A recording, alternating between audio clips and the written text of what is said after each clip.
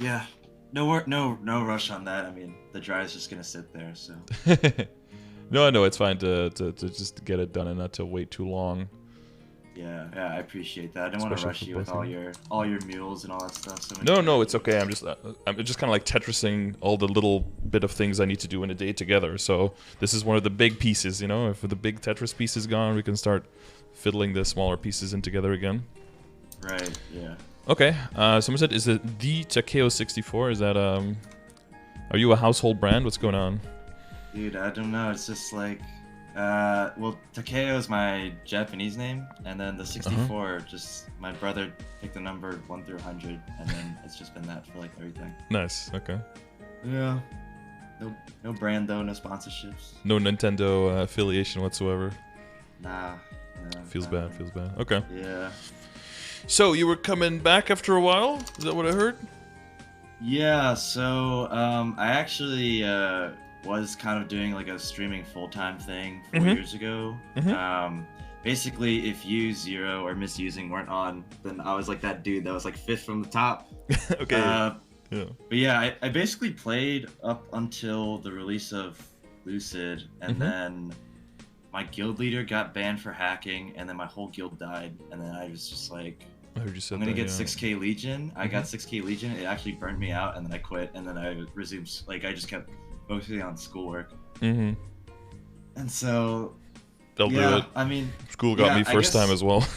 yeah. I guess like a good segue from just that is like I'm like doing this Asphera stuff, but like what do you have like a 2-minute summary of like what's been released since Lucid? Because like I know there's like Will and stuff, but like beyond that, Yeah. I have no like I'm looking at this Arcane River map and I'm just like, Mm-hmm. what the heck? There's like 6 other maps. Yeah. So I don't really keep a log in my head of like everything that exists.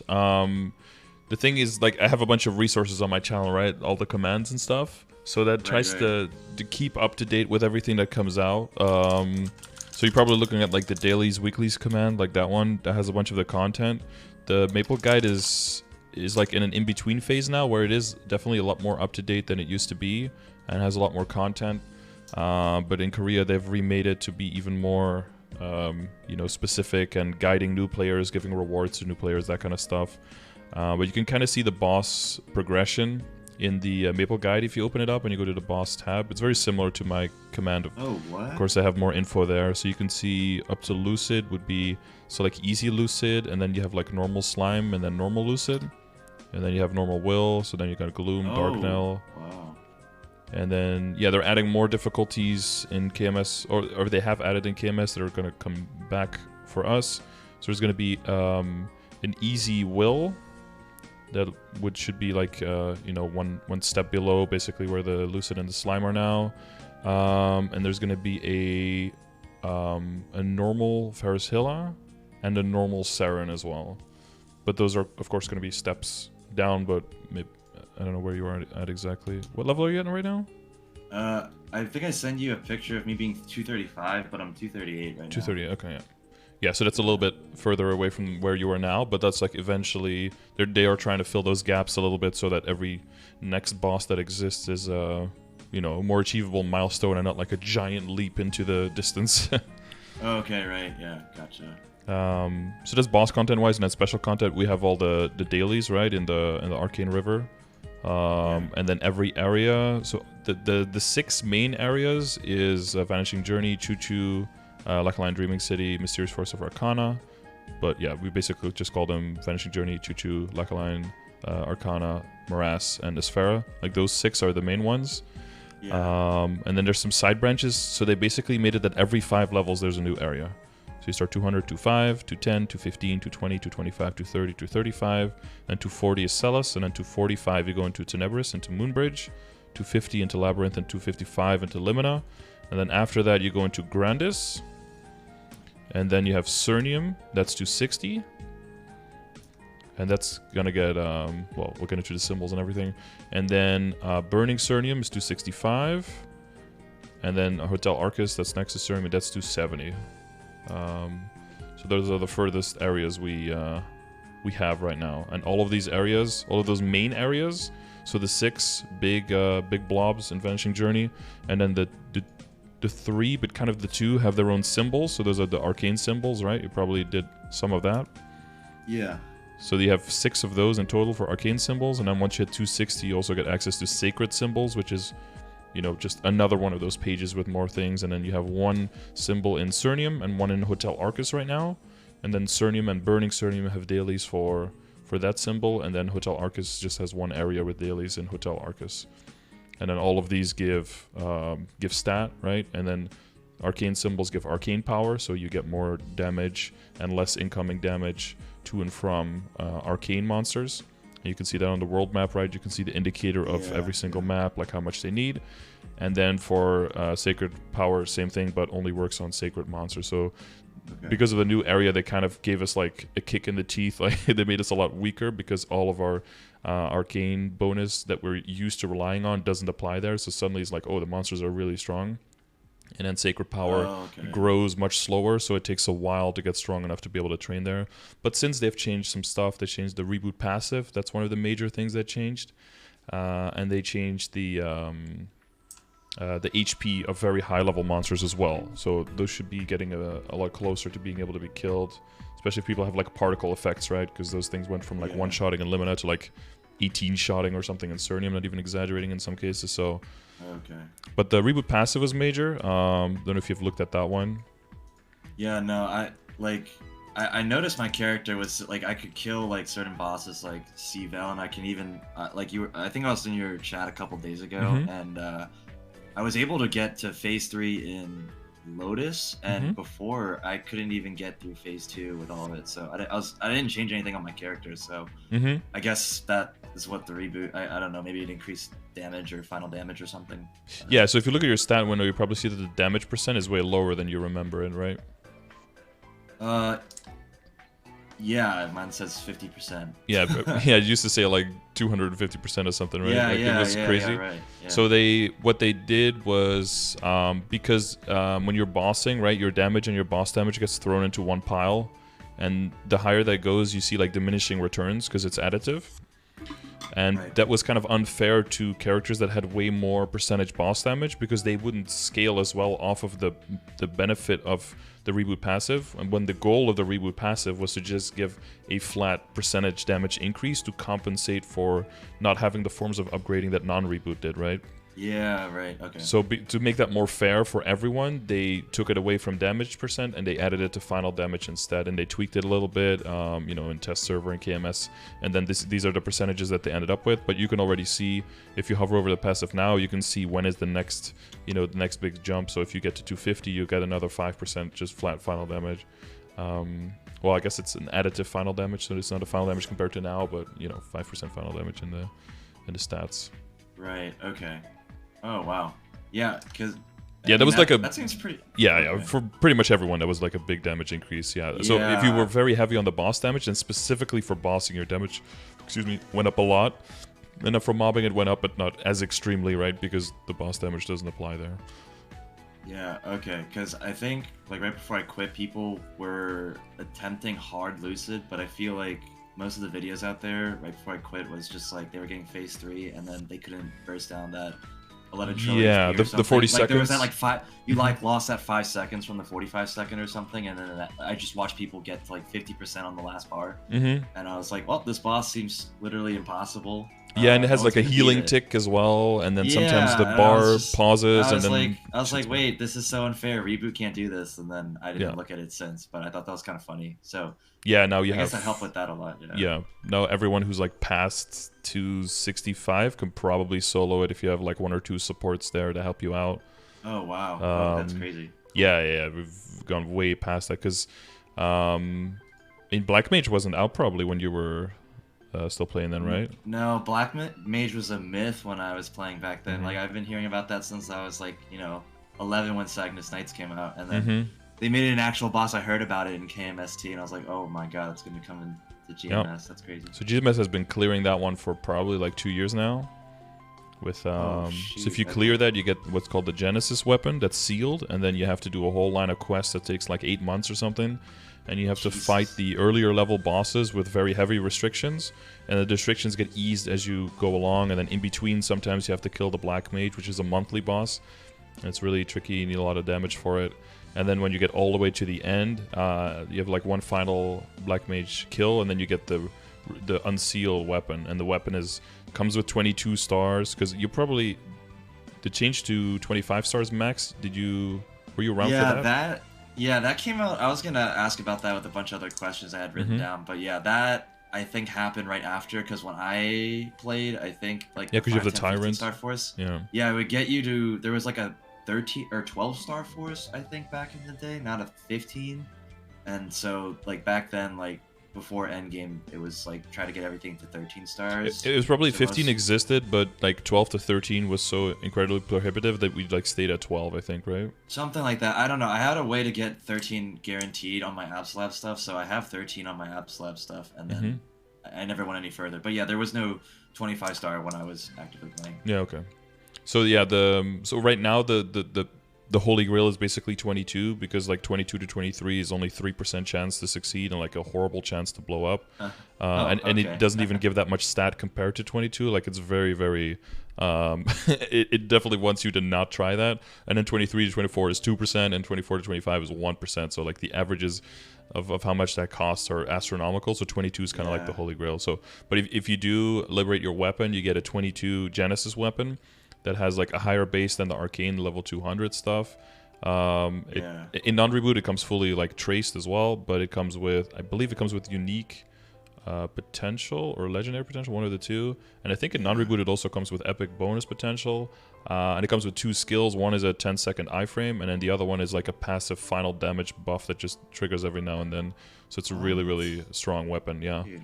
But it's a lot of work to get there. So. Yeah, you said it takes 8 months. Jesus, it's like harder than a job. Of clearing. Yeah, it's it's like a career to work through. Yeah. I think it goes faster, once you're doing it. It tends to go faster than you think, because it's like, oh, we got another do another Black Mage run. Oh, you get to do another boss solo run, and then you're just doing your dailies, doing your weeklies, right? Because it's mainly turned into a daily story with all the areas and with all the all the stuff that you can do that resets on a daily and a weekly basis. And then, once you do get it, then you're home free. But, it's more like just to make all the content you're already doing a little bit easier, and to just give you more oomph if you're going to do Saren, the boss that comes after that, which is not necessarily harder, but it takes longer to get to because it's a sacred power boss instead of an arcane power boss. Okay, gotcha. Yeah, there's probably a bunch of other stuff, but those are like the broad strokes, I guess, because since you asked about the areas and everything. There's loads of quality of life stuff that changed, of course. Currently, we're fighting Nexon over the server quality. There's a lot of problems with the channels. Okay, because back then when I played, the issue was when you looted Meso, it would just freeze your game. That was pet loot lag. That was one of the reasons why I hated playing. I was like, oh my god, let me make a timer for 2 minutes, loot all the Meso. Oh, my game is 1 frame a minute, and then hopefully you stay in the game. Hopefully you stay in the game and don't lose any of your buffs or your coupons. And now it's like, oh, my game's frozen. Am I gonna disconnect, or there's like optimal channels or something? I was watching some of your lag update videos. It's like I don't even know what's going on. There's like prime channels, as we call them, where basically they're not affected as much. They seem to be not affected. But they have been investigating, and they don't quite know what makes those channels prime and what doesn't make others prime. So they're testing out a bunch of different hardware and software configurations and a whole bunch of stuff to see if they can figure out what makes it better, what doesn't make it. And with as old as Spaghetti Code is, and it's now 4 years even older than it was when you were playing, it's just more and more stuff has been piled on. Some stuff has been removed, like Malaysia and Singapore. All of that stuff is gone. Oh, what? So you can't like get Ghost Exorcist badge anymore? Oh yeah, that hasn't been around for the longest time. Yeah. Oh shoot, I'm one of the original dudes, I guess. Yeah. Yeah, the OG characters and the non-OG characters have been separated by that mainly. Yeah. Cool. So that's a thing. We've got familiars and everything. We'll probably get into that. That's like a pretty new system and how that works. Like we had old familiars, but that's been changed completely. Yeah, I've been trying to read up a lot on that because I didn't realize it changed, and we can definitely segue into that later. But man, yeah, I got like all the badges and I unlocked all 3 slots, but man, I was just like, dude, the Okay. spider familiar, like it doesn't just have the thing. Yeah, I mean, if you still have the Not spider familiar, it's really good for progress, of yeah, course, right? All the unfortunately, I drop rate. still had 3 from 4 years ago, Mm-hmm. so Yep. Yeah, well, with all the changes that we saw coming, I got like a spider on at least all of my characters that I had at that time, right? So I'll have 1 spider and 1 healing familiar yeah, just to have that to start with. That's a huge benefit to, building out a character to start with that 60% drop rate for basically for free. yeah. Did you have a giant list of questions like per topic? Yeah, I had like a couple of quick questions, and then I think some of them would probably segue into your general format for your progression videos, where it's like, V matrix and equipment questions and stuff. And so I could probably save those for later, but I had some probably quick ones that you could probably answer in a couple sentences or something. Sure, yeah, go for it. And I was just gonna take notes. Yeah. So I guess 2 things. One was I kind of came late into this event, but I'm able to get the 1.5 bill 17 star scroll. Mm-hmm. And I was kind of just asking people in the Discord like what they thought it was best to be used for. Mm-hmm. And they were saying for something that, either is just too hard to get copies of or yeah, basically that. So I was debating it between the Sweetwater pendant or the Superior Gollix ring. But I heard that you were saying something about you keep like a little bit of stat if you do a transpose, but I only have 400 denaros, so I don't know if that's worth waiting for. Yeah, so typically the Sweetwater pendant is used to transpose into, and then that, because of how transposing works, that takes part of the Star Force with it. So if you Star Force it early now, you might get some gains from it temporarily, but eventually that'll get rolled over anyway. So it might be worth more on the Superior Ring at this point.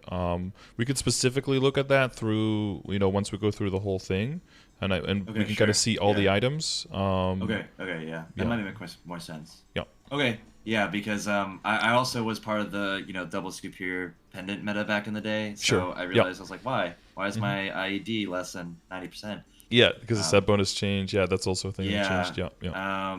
That's because in So- KMS they had Xenons that were equipping the. Did you ever see the damaged heart from Lotus?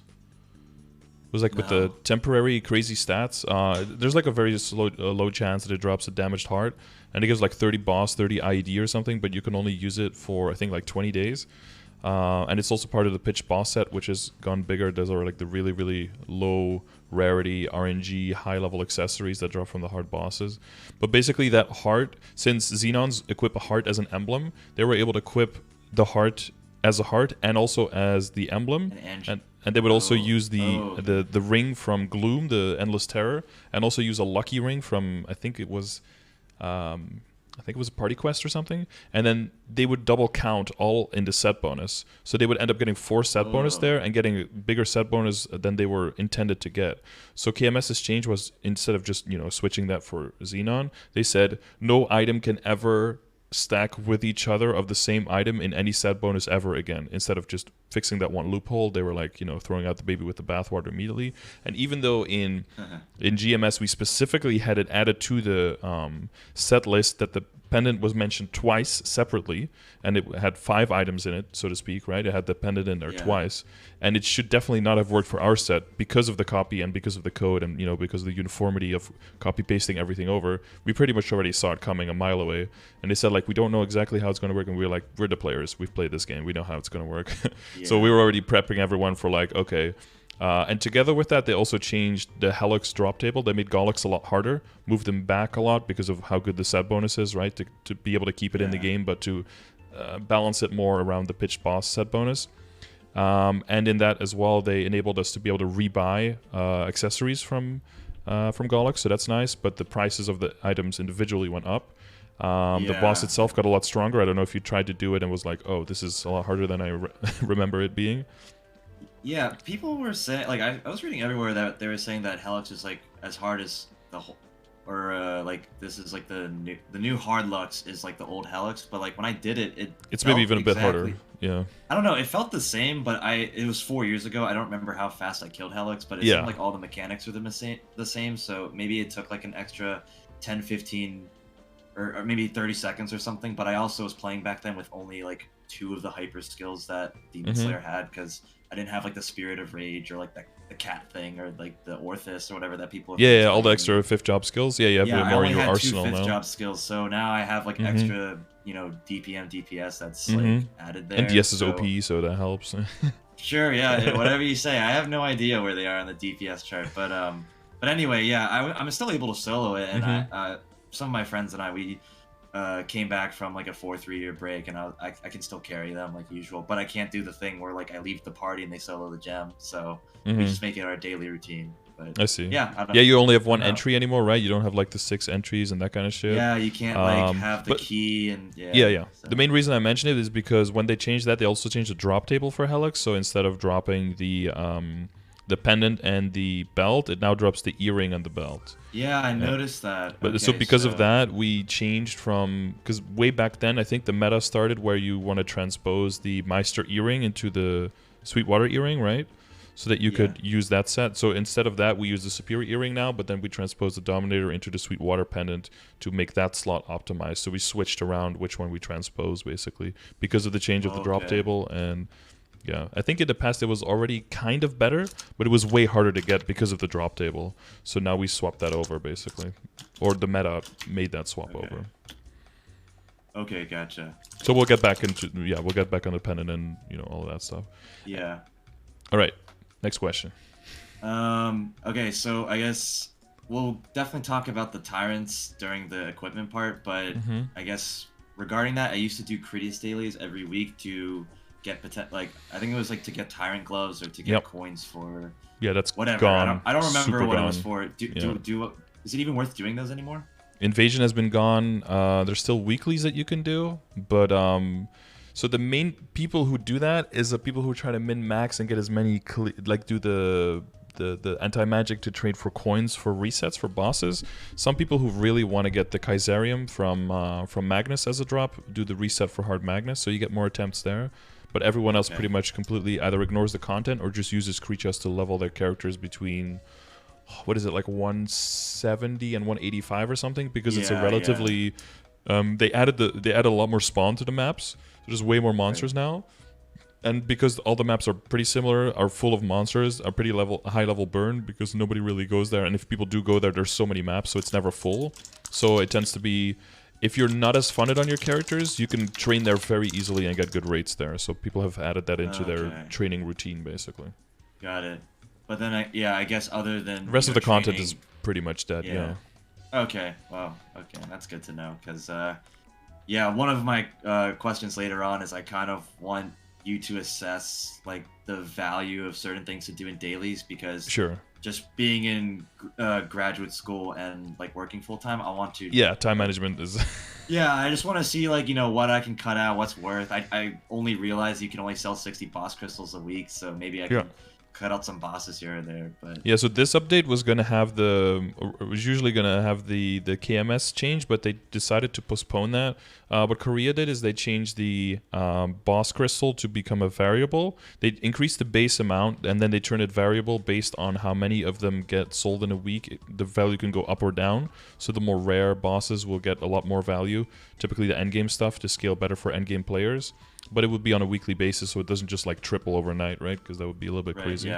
And the ones that get killed too much go down to, you know, kind of incentivize players to keep progressing and go to the higher level bosses so that you can make more money. But the other thing with that is also is that they changed the crystal value to from 60 to 180, but it went per account instead of per character. So people and then Kishin is also going to get the spawn enhancement removed in 6 months. So people are now using the next 6 months to transition from being dependent on a Kana farmer to building a bossing mule, so that they can become dependent on bossing mules in 6 months, but then hopefully have them be strong enough to generate a lot of wealth and bring back all the money they invest into it now, and then a huge surplus later. Because the base value right now is 3x for GMS. For reboot compared to non-reboot, and that's going to go up to 5x, so the base amount is going to go up significantly. And then, for example, like KMS had it now for 6 months, which was why we expected it now, but we have to wait another 6. But in that 6 months, the crystals that didn't really get sold much went up about 150% compared to where they started. So like the Black Mage Crystal or something right now is at 1.5. With the change would go up to 2.5, and then after 6 months would be roughly at like 6.5 bill for the Black Mage Crystal itself.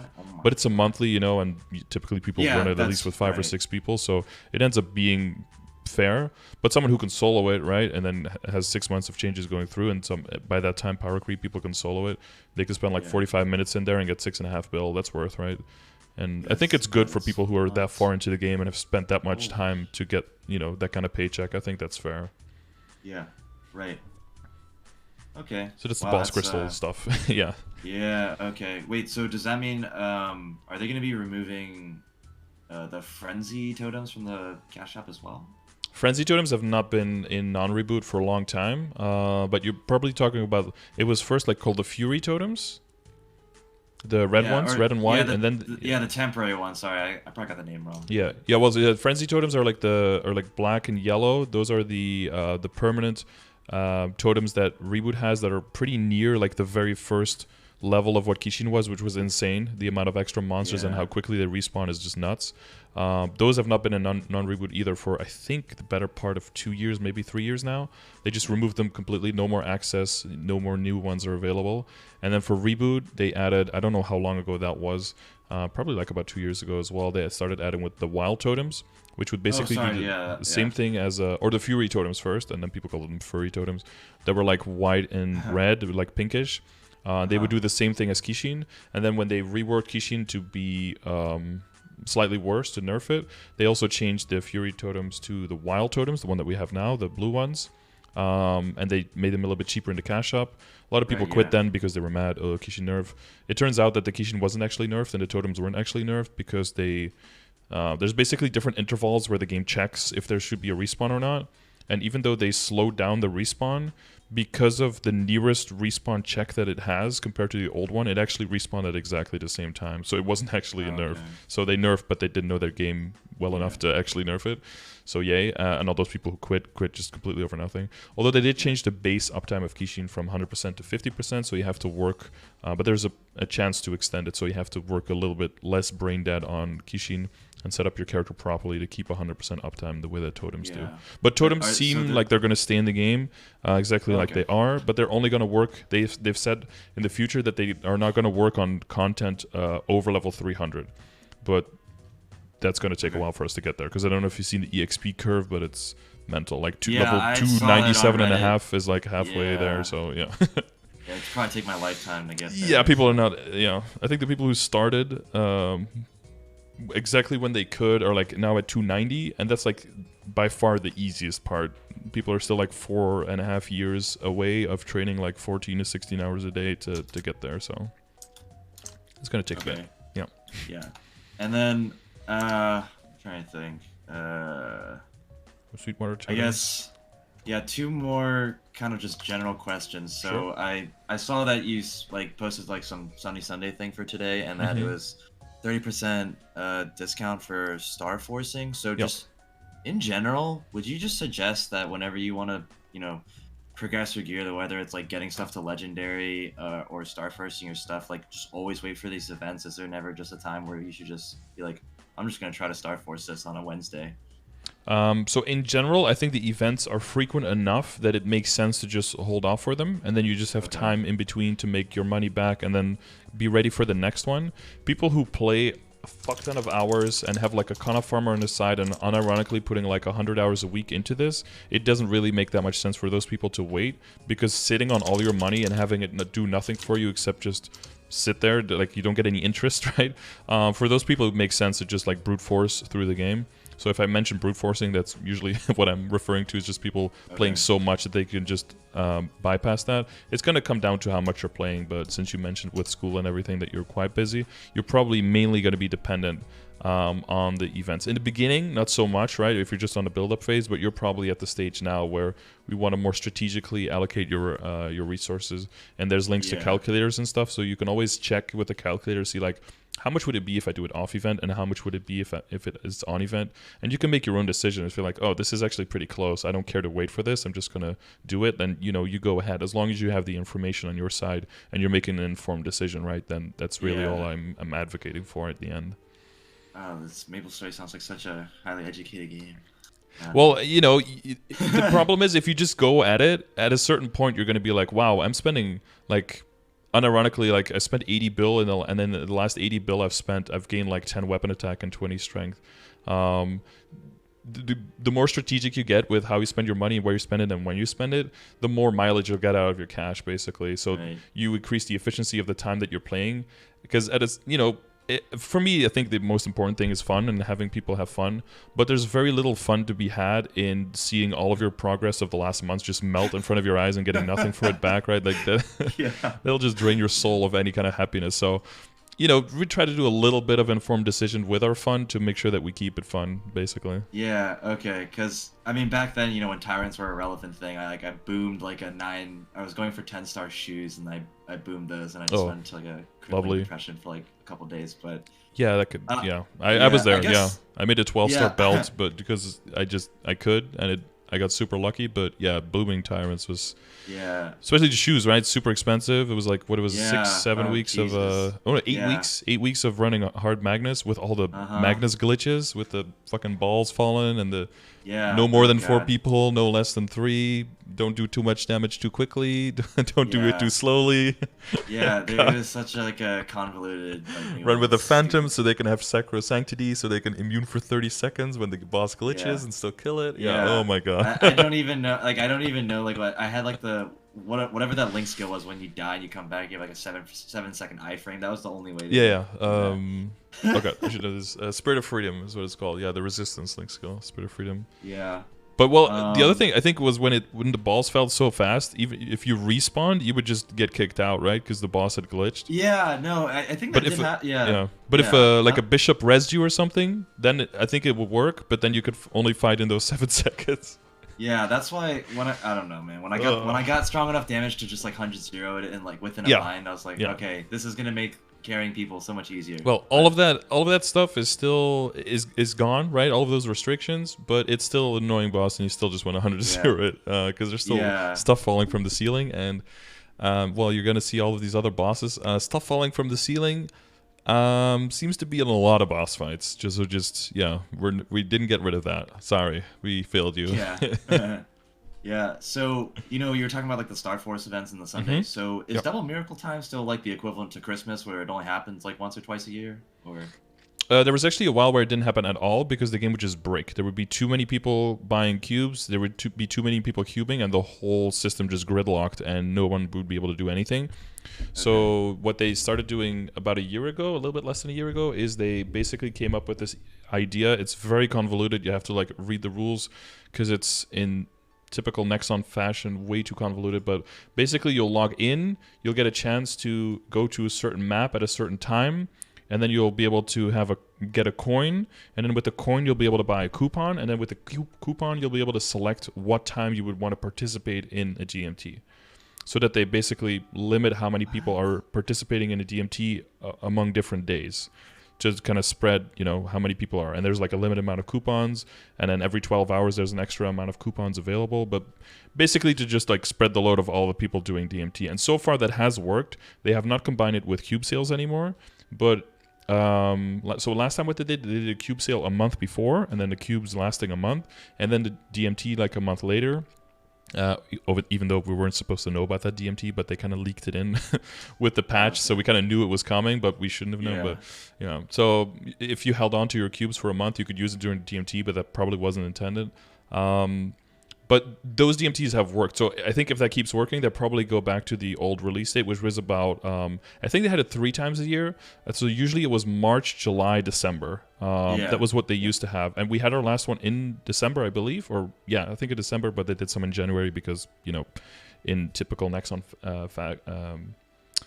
fashion, something went wrong and they had to do compensation. But if we do keep on that release schedule, there's possibly one in March, but I'm always very hesitant with that. I try to only call things out that I know are definitely going to happen, so keep an eye out for it, but don't hope for it, don't plan for it, basically. So this like coin in the random, is this like something that Nexon will be like, oh, you can find this coin in the map, or is this like something that happens throughout the like you go to the shop, you basically at a certain time you get to go to Well, okay, you can just go to the map, and then you will have one coin just available to you, which will allow you to buy one pass that you can use to select when you want it.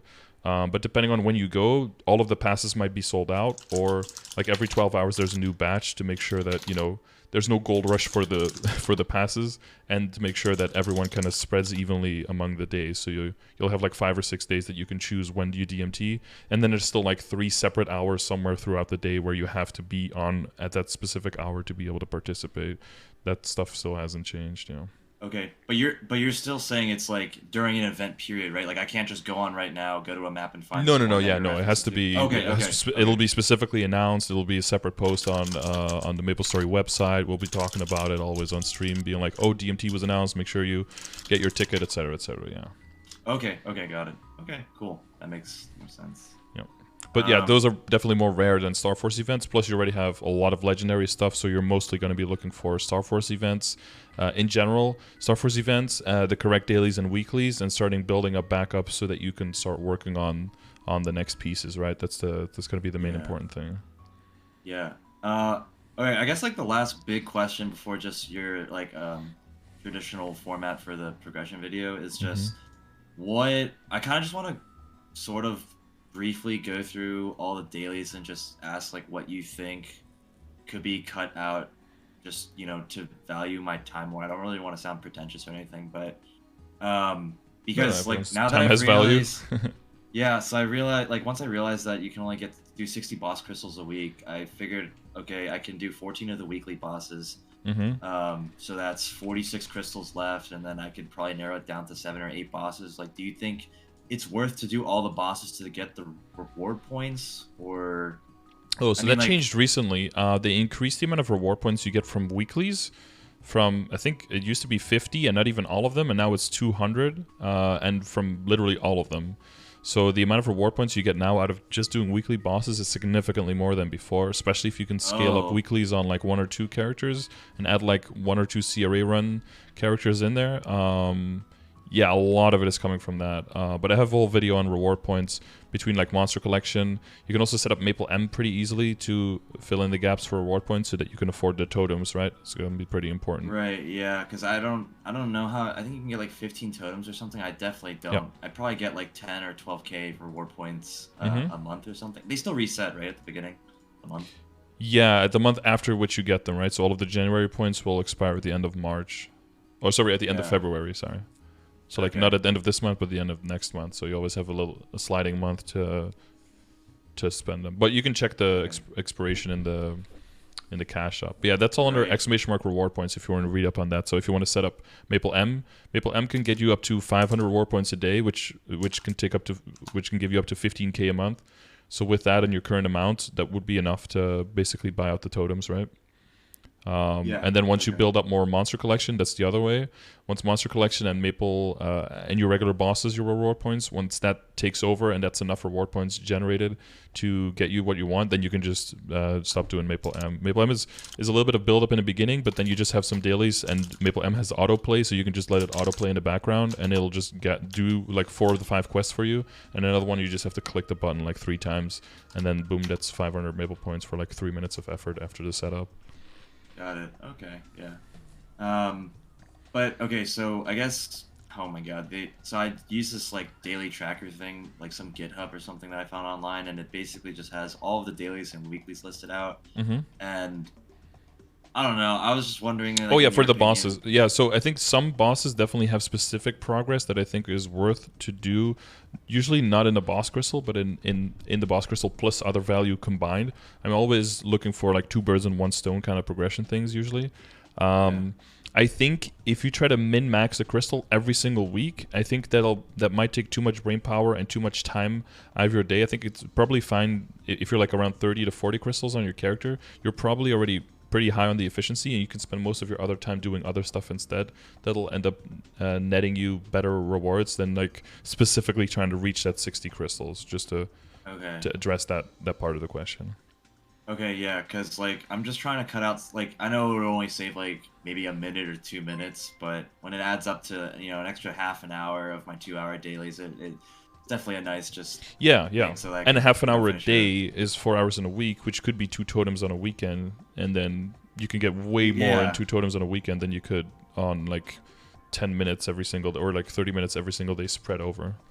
Yeah, okay. Because I was just thinking about cutting out like the root abyss bosses, except for like Queen and Vellum for potential Exactly, yeah. souls and I think stuff that's like totally that. fine. Yeah. And like, okay, yeah, okay. I was just wondering your opinion on that. And then Mm-hmm. trying to think if Well, so you have my list right under the exclamation mark dailies. Have you seen this one? oh no. So it probably has most of the same ones in the left-hand column. So my whole thing is kind of set up in 2 ways. So one is like, in the past people would used to look at damage range, right? Now there's so much damage coming from so many directions that your damage range basically doesn't really mean anything anymore. So you don't really look at it. In some situations, you'll look at it like, oh, range goes up means in general item better, but there's IED, there's boss damage, there's critical damage, right? There's a lot of stats that don't show up in your damage range that are still important to keep in mind if you're comparing 2 items and if you're making the decision which one is better for me. But these are like all the stats that I think are important to keep an eye on. And all of the ways that you can upgrade your character, make your character stronger, basically. And these are all the ways that I think you want to keep track of, am I moving in the right direction? And am I either way far apart from where I need to be, or am I close, and can I, is it okay for me to skip dailies and weeklies that specifically work for this individual topic? Yeah, this is kind of like a way to keep track. And then, because Okay. I was looking for, like, if range is not the big indicator, what can be the big indicator? Because, I mean, having like 15 metrics is cool, but that's really not catchy in like how strong you are. And a lot of people go for stat. Right. Stat is a pretty good indicator, but the higher it is, the better of an indicator it is. The lower it is, the more variance can still happen in all the other stats. The higher you are, the more you are at least understood to know more about the game and be spending your time more efficiently, so the other metrics will basically track the stat the higher you go. But if I tell you, like, I'm 7k stat, someone very new who's 7k stat, or someone who's, it's like their 6th character is 7k stat and just immediately maxed out their symbols, is going to be so much stronger, right? And 7k doesn't mean 7k. You can't really one-to-one compare that. So it's just, to me, it's just one of the stats. Right. But I feel if you track all the stats pretty well, then your level becomes the indicator, because there's also the level difference penalties, right? So it's also Right. important to know your level compared to the boss you're fighting, to know if you're getting reduced damage there. So I like to have as long as you can track the metrics, I feel like the level is a good indicator of how strong you are, not your stat, Okay. not your range. And then that's why I use the level as the indicator here to say, like, well, what kind of stuff around your level can you realistically do, tracking that you are in the metrics for the progression grid. So that's basically what it all comes back to. And that's what all my other stuff that I make is trying to all track this to make sure it's all internally consistent. Okay. Got it.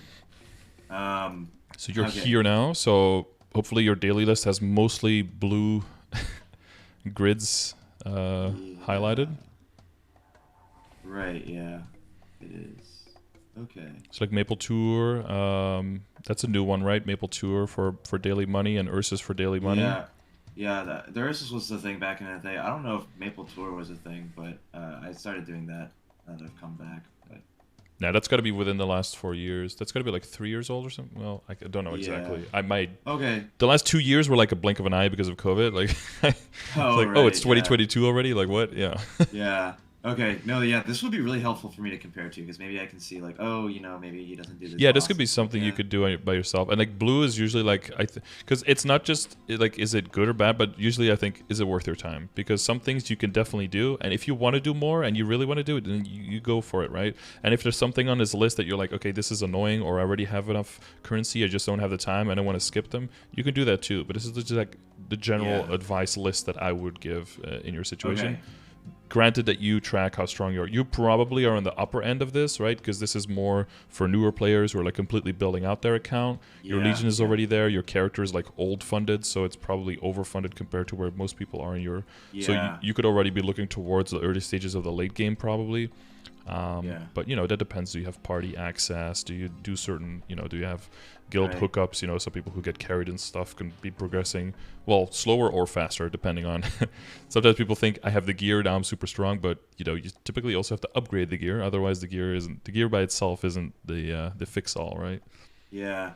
Yeah, no, I was kind of like in a situation where I was like, oh, how do I translate into late game? I was like, oh, maybe I should just do the scummy thing and just beg for carries. But then I Hmm. opened Twitch. I was like, oh my God, wait, Scardor just streams after 4 years. Maybe I should go watch Yeah, his stream somehow again. I this was guy like, is still here. Yeah. yeah, I was like, oh wait, but he doesn't play Demon Avenger, so I guess he quit that or something. Because I think back then you played Demon Avenger, right?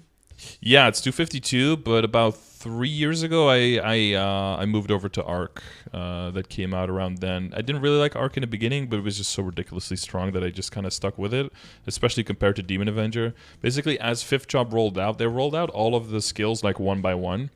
And as they rolled out more of the skills, they enabled another matrix slot and, different Yeah. ways of Okay. building up and access to nodes, and all of that kind of changed.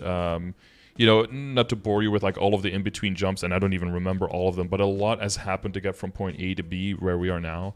But basically, Demon Avengers getting left behind more and more and more, and everyone kept getting cool skills, and we just got nothing. And Oh. Demon Avengers just got completely left behind, and it was like every moment, is spent on this just feels like an utter waste. And this arc seems way more fun to play, way cooler, way stronger, like way better potential growth as well. Arc was also one of the classes that was already doing very well, but also was relying very heavily on the boss damage. So with the reboot passive, they got one of the biggest jumps in damage as well on top of that, which made them like really big contenders for like top 3. And it was like, oh, or like top 5. So it was like, okay, this is also a very sound future, like a long-term projection. So I still Yeah. have the DA, but it's basically kind of where you are with like some 10-star. I never even went into any Abzo, so it's got like, I think I have a transposed like 8 or 9-star Tyrant Glove, like into a sweet water, Yeah. and I've got like a 10-star Cape and Shoe, and I had a 12-star belt, but I had to move that over with the set bonus, right? So that has a, Yeah. uh, so it's got a few pieces like updated, but yeah, it's still very far behind. Like Okay. it's probably like 2 year behind in funding, but it's been doing Hard Lotus and Hard Damien bosses for a while to try to get the arcane drops, right? The level 200 pieces. And it's gotten Yeah. one armor so far and a bunch of weapons after I had already bought my own weapon. So yeah, I just have a bunch of backup weapons and Yeah. one shoe there after like 2.5 to 3 years of running that boss every week. So Yeah. That's crazy that your new characters are, Yeah. because like with my my old friends, that our tradition is usually like every couple of years or something we'll come back, play MapleStory, get a character to 200 whatever. Mm-hmm. And I decided to do Arc this time, Mhm. and it flares up my cubital tunnel syndrome, my left hand, so much because you're clicking so many damn buttons and doing. So I had that. You're- Yeah, and that made me not like it in the beginning. So I really had to move my keys around a lot. I think Oh, okay. I changed my key configuration, I think 5 or 6 times until it clicked in. Like this is I basically what I ended up doing was it's like really weird, but like if you take your hand and you just relax your hand, you get to a certain stage, right? For some people it's almost completely stretched, some people almost have fists, right? But it's somewhere in between. And I Right. basically put my hand on the keyboard like that, and I just checked where do my fingers roughly land, and that's where I mapped my main keys. Because I feel like that is when your hand is most relaxed and the least tension builds up. So in the past, I had like my main attack on control, alt on jump, and I noticed that when I do that, I use my thumb and my pinky to do control and alt, and that like I don't, it like strains my hand too much, and that would hurt after a while. And I found that after Yeah. moving around a little bit and moving it more into relaxed positions, I was able to just. I did I did the 6-hour session on the Adele, and my hand that got cramped was actually my right hand from tapping left and right too much. But it wasn't Oh. the 6, 7, 8 attacking skills I was rotating on my left hand. So that gives me Yeah. that's like good feedback to get as well. If you're like after an hour, you're like, oh, this hurts. You need to move your keys around. Just try a different setup. Okay. And then eventually, Huh. once that setup makes sense, then your muscle memory takes over for Arc, and then it gets really fun. But before that, I Yeah. actually didn't like it that much either. I took some Okay. time to warm up to it. Yeah. Okay, because I don't know, I'm one of those guys that's always stubborn with the basic key setting, and I Mhm. never want to change Q Oh, out man, of me quest too. and W out of the world map. But Yeah, like, I changed see, world map, man. I changed world map after 31,000 hours of MapleStory. Oh my god, I Yeah. just every single time. Oh, I want to do something. My finger already pressed the W to try to do something, and I put a random Yeah. teleport on that button, so I was just constantly random teleporting across the map every single time I wanted to Yeah. go somewhere. Oh. It's hard to unlearn for That's sure. that's hilarious. Yeah, maybe I'll try that, because I've been playing since I was like single digit in age, and oh my god, Yeah. I don't know if I could, like, K is always gonna be skills for me and shit. But Yeah, that's still so. Uh, What I moved, like the stats, I moved out to like the top right. quest log. The quest log used to lag like crazy, right? If you accidentally pressed it. Yeah. So that yeah, one I it moved did. away because you would just die sometimes if you accidentally pressed it. I still have pickup, which is I'm very stubborn about that one. That one's probably going to be the last one to go. And equipment is still on E, but apart from that, I moved pretty much everything around. I recently moved the chats away as well to like 8 through equals instead of 1 through 5 to get access to extra skills there. Because that was the main thing with VMatrix as well, is all the decent skills, right? Everyone in the past was like, oh, I have 2 buffs, I have 8 buffs. Everyone was like, boo-hoo, Wind Archer. But then once you get the 5th job, Wind Archer adds like 1 decent skill, and everyone else adds like 6, and suddenly everyone is like on the same playing field. Now, actually, Wind Archer has among the lowest buffs because a lot of their stuff was made into passive. So they're actually on the lower end of buffs now, which is interesting to see.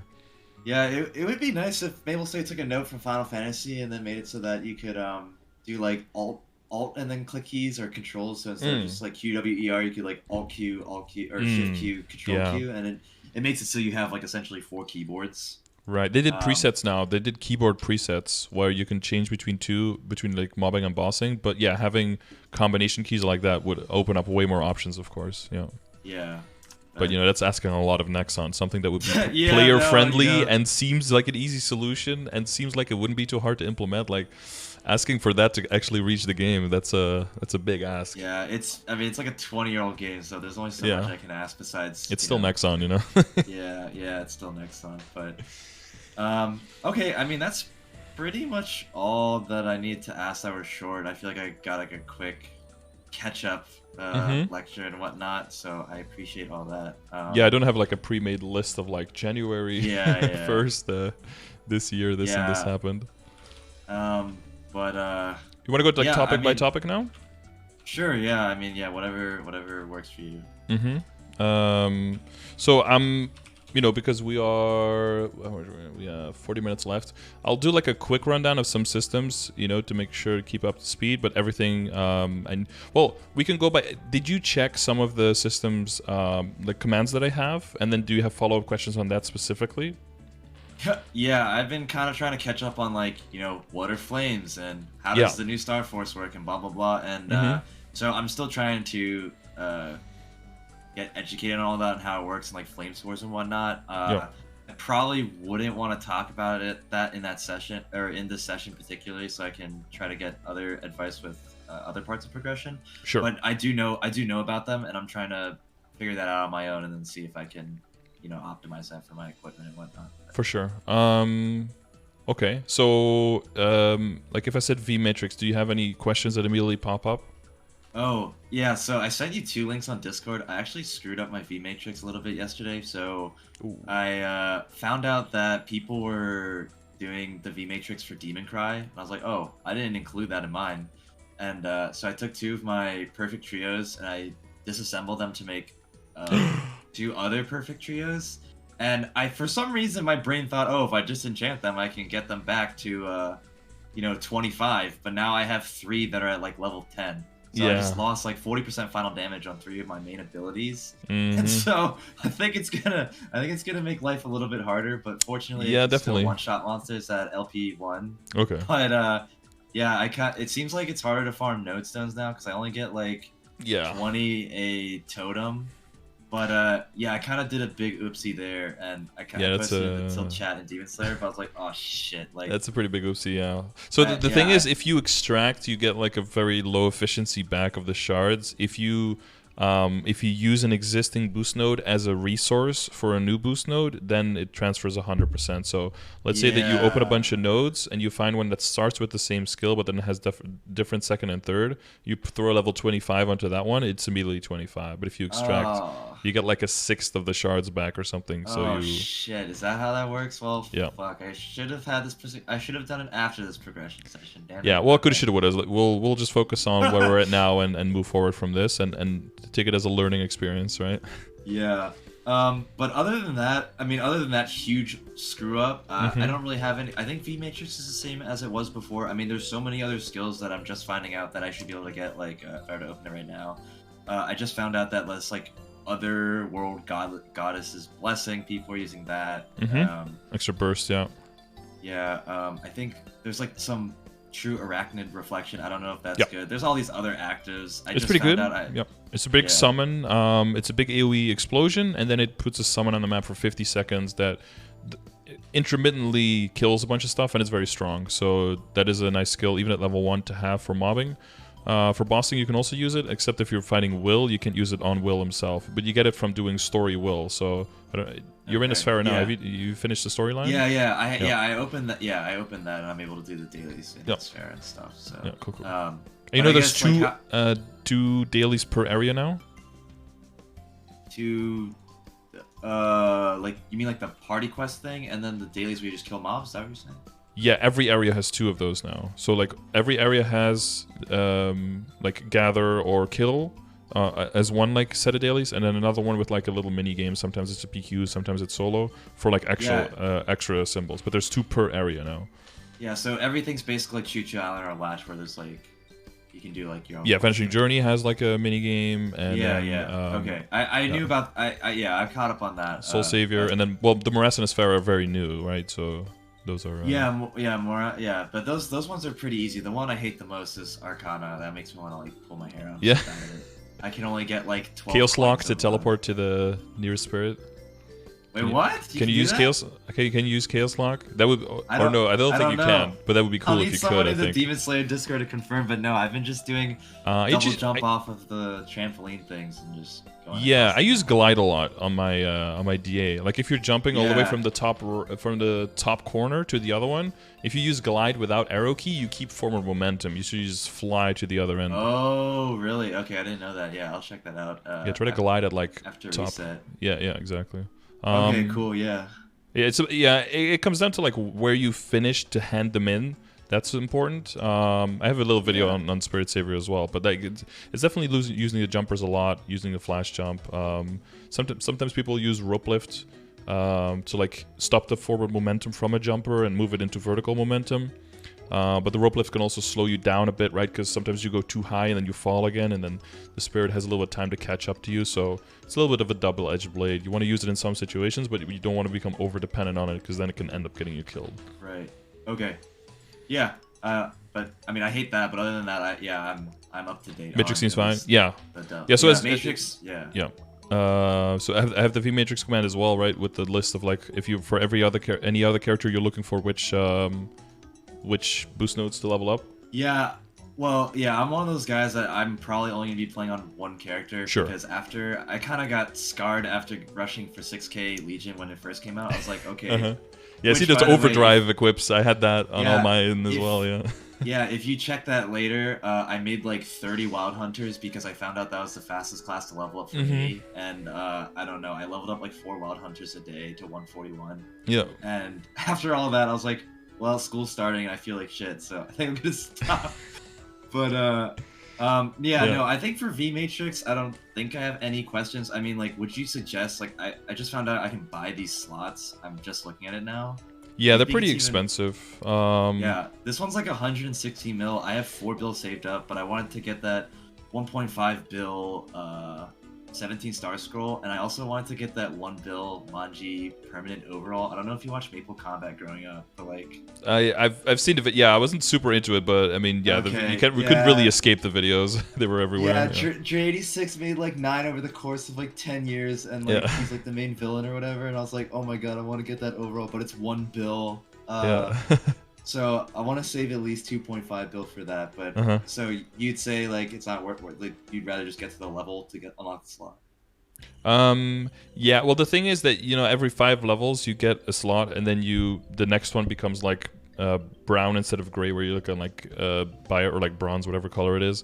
But then if you get used to pre-buying, then basically every 5 levels, when you're supposed to be like, yay, I get a slot, you don't get a slot, but you get access to buying another one if you want to. So then you're kind of like, I don't know, in a certain way. For me, like on a new character now, I wanted to rush it to 220. I bought 2 slots, just grinded out the levels. But in general, I don't do it because then you just get used to always having to buy, and then that becomes a certain amount of expense when you already have plenty of expenses in the game, Yeah, and I guess I'm 2 levels away from, because you get it every 5 levels. Yeah, right? yeah. In 2 levels, you'll get one exactly. Okay, so yeah, I probably don't need to do it. Oh, also, someone in the chat said, "Are his boost nodes in the boosted slots? Is that like frowned upon? Should I, should I, are these are the boosted slots, right? The like the 3 or the ones Yeah, that the are you gold. level up with your. Yeah, I They feel have like a that's gold new. rim, yeah. Yeah, that was, I don't think that was a thing 4 years ago. I kind of just put them in random spots and I just threw stuff on my board. But like, should they be for the skill nodes? Typically for the Or boost nodes priority, yeah. Boost nodes, and I would say holy symbol. So like I would probably switch holy symbol and the mastama, because that one's a little bit of a min-maxy Oh, skill right on. that's not super Okay. important. And then your 4th boost node, probably switch it with I don't know, you can switch it with Demon Awakening or something. Even though it's very strong and very useful, Yeah. but like basically if you put it in level 5 slot, you get plus 10% final damage on the skills in a boost node, right? Versus not putting it in a boosted slot. So in the beginning, compared to it, it's very very important. Yeah. Yeah, that'll definitely help considering I screwed up all my freaking boost nodes. Yeah, yeah, exactly. It'll cushion the blow a little bit. Yeah. Yeah. Okay. Cool. Yeah. Yeah, but I mean, other than that, I guess like general question, not necessarily for V Matrix, but for node stones is. Do you not farm for them anymore by training? Is there another way to get them, or? It's basically event shops and training. Yeah, that's the main thing it is. Okay, because I just feel like you get so little compared to before, and now that I screw these up, I probably need like another 300. Yeah, they stones changed per- node stones a lot. So in the past, node stones were way more common, but I don't know if you remember, but you used to be able to get node stones for other classes. Yeah. And you had to extract everything. Now it's 100% for your class, with a fixed percentage between. So I all thought of them I was are. just being hella lucky. Yeah, no, all of them are useful. So that's why they toned down the percentage or the drop rate for them. But now the individual value of a node is way higher than before. Okay, got it. Okay. Yeah, they compensated that way. Yeah. Nice. Okay, that's nice. So I don't get random just like dual. Yeah, I still have like a 0 node on my DA from when zeros weren't even playable in Reboot. You know. Oh, that's another thing. Zeros are in Reboot. I don't know if you knew that. I don't know. I was in your stream. You're like, oh yeah, if you haven't, make a 0 and a beast tamer. I made a beast tamer, but I've never made a 0, so I just have that character slot. And yeah, make one. Make one before the event is over. Yeah. Yeah, so I did. I got that. So. The other thing with the Wild Hunters, just like as a backup thing, like you can definitely rely on the levels, but when it comes to the member bonuses, that only applies once per class, right? So if you're looking at the links and the legions of all the characters in the game, we've got this this thing here. Maybe you've seen that pass by in the last week or two. That basically looks at like what is the value of all the characters when you level them. I guess we're segueing into, if Matrix is okay, we're segueing into Legion and Links, right? Yeah, that's fine. Sure. Into like what is the value of a character, not just by itself, but for your entire Legion board, not just by the level, but also by when you put the character on the board, what does it give you, or in the link skill, what does it give you? And in combination, I basically came to this order, which like these are the stats that I think are important in that order, and then that basically churned out this order of classes that I think are valuable for your board.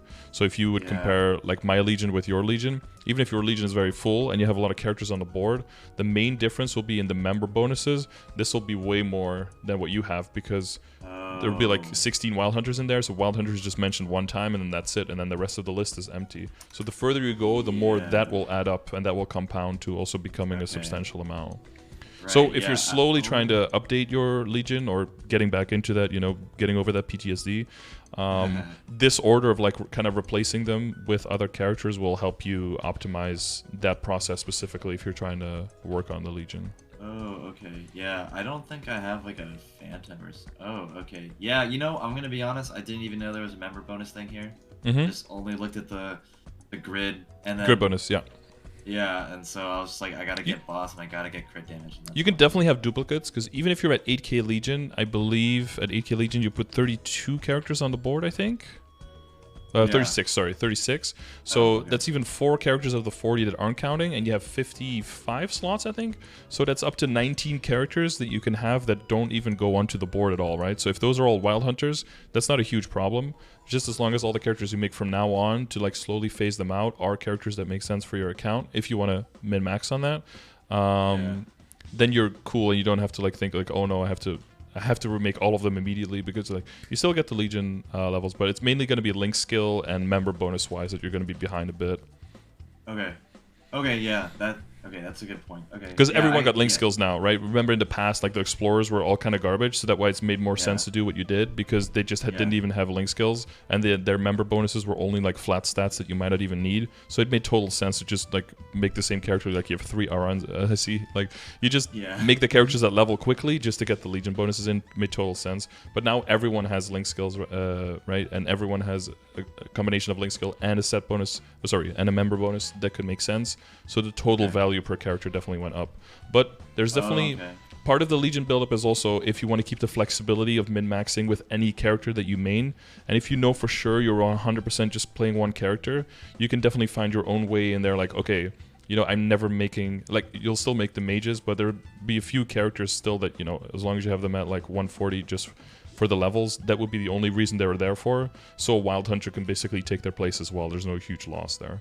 So I imagine there's probably only between like 5 and 10 characters maybe at most that you'll want to make in the coming time. But most of it will be not a huge problem if you're really dedicated on one character. Yeah, I think I would probably make a new character like every burning event, but like I just have like flashbacks of just like going into regular mega burnings sorry, so go ahead. No, I was just gonna say I don't know if this goes against TOS. Hopefully I don't get banned. But I used to have a second computer with my like 160 or 220 kata on it, and I would kitchen the map with my water. Yeah, and I would just do that for like an hour, get a 141, make a new one. Yep. And that's how I did it. Yeah, that was the way to go. Oh yeah, well if you do it, I won't get banned. But, no, there was like way in the past. There was actually a rule against owning 2 accounts, but we're talking like 2007 or 2008 or something. But they got rid of that a long time ago. Yeah, I mean that was like the drive of the economy, I think, and the drive of getting the game popular is because look at the player numbers, but everyone was doubling up, so they could show higher player numbers, right? But what I was going to say, the regular mega burns have become really rare. They're usually as like a side value of another event, or they are as a reward during the Terror Burn event or something. So now, every summer and winter, there's 2 Terror Burns. So you get like up to 200 instead of up to 150. Yeah.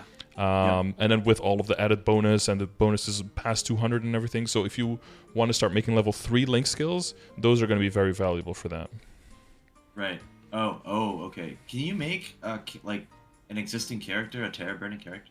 No, you can do that if you get a Terra Burninator coupon. Those exist sometimes. It's like a little flamey thing. It's like pinkish with a yellow T in the middle. I believe there's one of those coming in the Destiny event, but we're talking like July or August, so that's pretty far away from now. But at least if we keep following the same release pattern that we have been for the last years. Right. Yeah, only a Burninator can be used on an existing character and turn it into level 3 times instead of once when you level. And a burning event is always on a new character upon creation in the character window. Okay, got it. Okay, nice.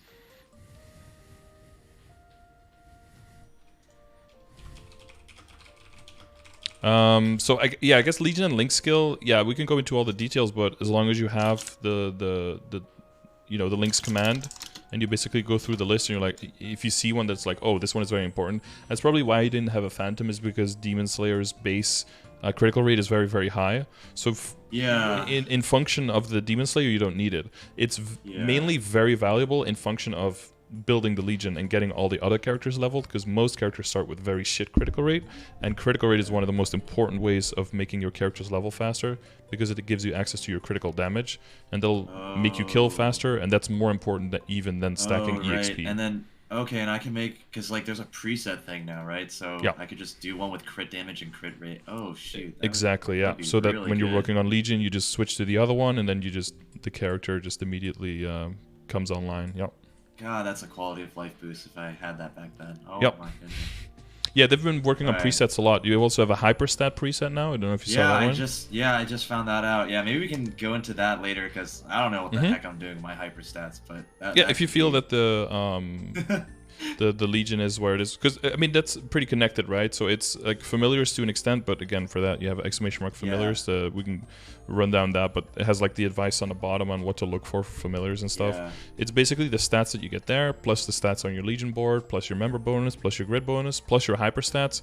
That's all of the stuff you want to puzzle in together to fit around the kit of your character to optimize. And then what you have a lot of crit rate and a lot of IED, so that's going to take the backseat for you. And then all the other stuff you're going to optimize in. So like your Legion grid is set up, it's mainly critical damage and boss damage. That's where you get all of your benefits from. And then, but the hyper stat has to, you know, wrap around that to also make sense. Yeah. Okay. We can talk about hyper stat if you want to. Yeah. Yeah. Just one quick question. Hopefully I can. Hopefully we can squeeze all this crap before the session ends. But yeah, we have 20 more minutes, just so you know. Oh shit. Okay. Damn. We've been talking for that long. Okay. It goes fast. So, yeah. yeah. For the Legion board, because back in the day there was no like functional ID, visual ID spreadsheet that I ever saw anywhere. It was just make sure you have 90%. So for my Legion board, do you think I don't need to go into IED on the Legion board? Because I think I'm at like 87 right now because of the Golix set change. But I'll eventually get the belt back. I was just wondering what because a lot of my stuff has built an ID into the skills. So yeah, exactly. So you want to be on the lower end. You can specifically ask other Demon Slayers, of course, to see where they're at. When it comes to IED, there's the ID command as well, of course. Like it explains how the percentages work. There's also a calculator there. So if you know for sure, like, okay, like all of my skills that I'm using have at least like 30% IED always built into it. And I think Demon Cry, does that give you IED or is that EXP and drop rate only? Let me double check. Because there's some debuffs that you have as well, but I don't know if you have any on-hit debuff. Just enemy attack defense decrease, accuracy decrease. And defense. Enemy defense decrease. That's the one you're looking for. That's IED as well. How much is that? Yep. It's 15%. 15. Okay. Yeah. So I think you have. No, you don't have on in here. Yeah. So you have that 15 IED. You have that pretty much on all the time, right? Yeah. And then, you know, is Demon Impact, does that have like, it has like 40% boss, but also I think 30 IED, or is it crit rate only? Yeah, yep, it's IED 30. Yeah. So if you say 87 visual, like unbuffed, you add the set bonus from Golix, boom, you go up to 90, like a little bit over 90 already. You add the 30% from your attack, that means you go from a little bit over 90 to like a little bit over 93. And then you have the 15%, it means you go from a little bit over 93 to about 94 and a little bit. Right, 15% of 7% is a little bit over 1%. So you probably end up at like 94.5, and that's probably without any IED from familiars at this point as well. Yeah. So basically you're just trying to mix and match. What that means is if we look at your equips and we're like, okay, we want to redo your emblem, for example, or we want to redo, because you have an IED line on your weapon and on your secondary, right? So that does mean that if we were to redo something there, then IED-wise we could get into trouble, and then maybe moving Legion into the IED would make more sense to patch up for the difference, and then the boss damage would have to take a backseat to the IED. But let's say that you end up rolling IED again in some kind of configuration and it ends up really working out. Then we can stick to the current setup and we don't have to move anything around. So it'll totally depend on the more flexible pieces like hyperstats, like Legion grid filling, like which link skills you pick. Yeah. Those more flexible pieces will fit around the more rugged pieces, which is WSE potential. Right. Okay. Okay. I am unable to hold it. I have to go to pee real quick. No, I'll be back. I'll be back a little bit. I won't take it off your time. Okay. We'll add a little bit sick. of time. Yeah. Awesome. Cool. Appreciate it. Okay, you can talk to chat for a little bit. Maybe they have some great answers for you. All right, okay, right back. Yeah, sure. Damn, 208 people, bro. What's up, yo? Oh, I'm so washed. Look at all these people jamming. I guess I need to ask all these questions and the demons and shit.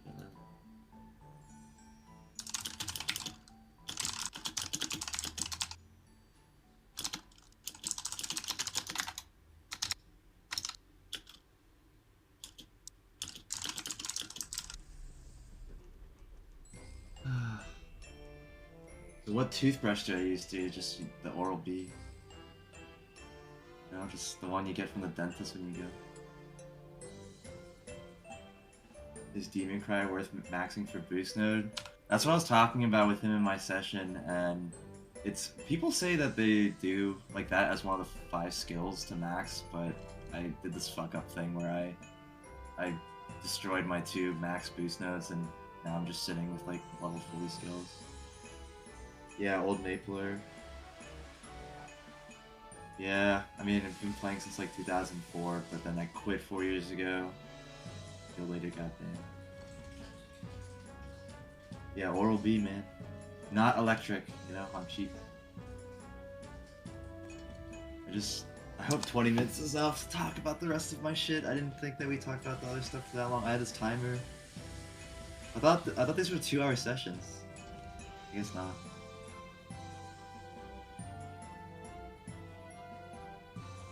What do I major? Chemistry. I did engineering, but I dropped it. I'm in chemistry. I work at a pharma company as an analytical scientist. So just boring stuff, mixing chemicals, you know, whatever you think a scientist does.